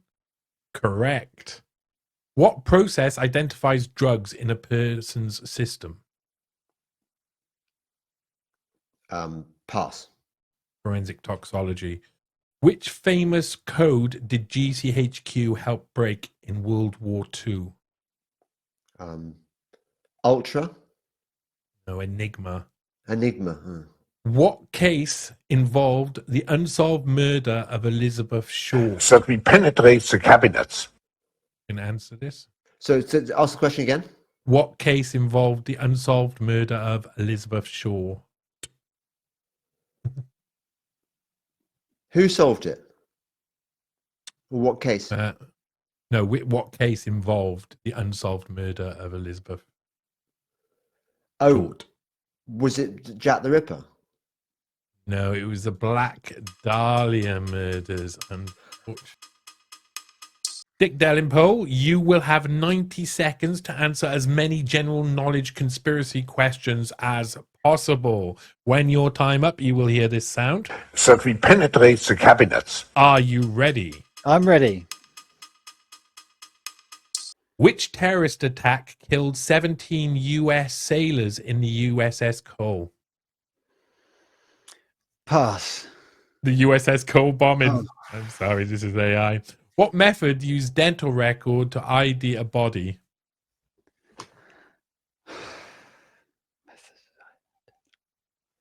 Just pass. Pass. Who established the Metropolitan Police? Robert Peel. Correct. Which FBI operation nabbed spies during World War II? FBI operation. Pass. No, it's Operation Pastorius. Which 1980 siege ended by Met Police SAS? Embassy siege. Which embassy? Iranian embassy siege. Correct. What serial killer dressed as Pogo the Clown? John Wayne Gacy. Correct. What technique sequences genetic material to ID suspects? Repeat the question. What technique sequences genetic material to ID suspects? Genetic fingerprinting. It's DNA profiling. I won't DNA profiling, okay. What process That we penetrate the cabinets. I started, so I'll finish. What process uses voice patterns to ID a speaker? Voice recognition? No, it's voice print analysis. Right. And in the quick fire round, James scored 4 points and Dick scored 3 points. And that's it. Yes. Okay. We've come to the end of the show after the quick fire round. The total scores are James Delingpole has 57 points. Dick Delingpole has 51 points. There's so many points. I can't actually force this with any form of corruption. But as always on Truth Bomb, you know, this is important. There will be scoreboards at the end of the season. And at the moment, James's points are actually the highest we've had. I think he's the highest scorer so far. But as always, we'll always have our chance to give one last Truth Bomb. I'm going to go over, of course, to Dick first. I'm going to just find out. Dick. Yeah. What is your final Truth Bomb on the way out? You get 3 points, an extra 3 points for the scoreboard if you get a good one. Okay, space. Wait for it. It's fake and gay. Oh, me lord. Is that it? That's it. That's it. Okay, I'm going to go across to James. James, one final Truth Bomb. You could then add an extra 3 points and make your score almighty. David Bowie took his name not from the Bowie knife, but from a demon that his idol Aleister Crowley summoned, and then he didn't get the ceremony right, and so the demon was let loose, and so the demon couldn't be controlled. So Bowie was really named after an out-of-control demon summoned by Aleister Crowley. Wow. Okay. Well, there you go. At the end of that, I have to, even though I do like it, and I would award you corruption points for I like you, Dick. But James Delingpole, you get the extra 3 points there. That rounds your scores up to 60. That means you are definitely top of the board right now. Dick, you 51. You did a good one. How did you feel, gentlemen, playing the game? Did you find it fair, honest, truthful, AI? It was demanding. Yeah. It's been a marathon. It's been a marathon. It's been tough. Well, yeah, it has. Not a sprint, a marathon. But it's Yeah. been very amusing and very entertaining. And I hope the show turns us all into It millionaires. will take off massively. It'll Especially be now. it'll be Hope like so. Joe Rogan. You'll be Well, the new Joe Rogan. Trust me. I'm going to sell myself out to Do you know how much he the makes? technocrats. You're going to love it. Enough to sell yourself out to the Yeah. technocrats. Would you sell out, Johnny? 10 bob halfpenny. How much? I'll sell out for 10 bob. You don't have to even give me the halfpenny. Good man. Well done. No, give me the halfpenny, please. I'll leave the 10 bob behind. Listen, gentlemen, thank you very much for being on Truth Bomb. I really appreciate it. Thanks for having us, Johnny. Hello. Thank you for watching that show. I really appreciate it, and I really appreciate having your time and your attention just for a little bit. To make content like this, I need your help. I am constantly working hard to produce live shows, podcasts, truth bombs, and long-form investigative articles which expose a lot of what's going on behind the scenes. Continue doing that. I need your support.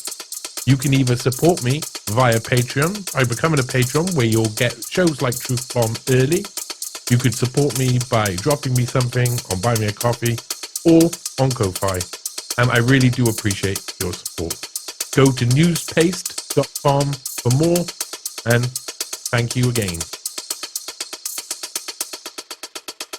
Young generation like Prime Minister Trudeau, President of Argentina and so on, that we penetrate the cabinets.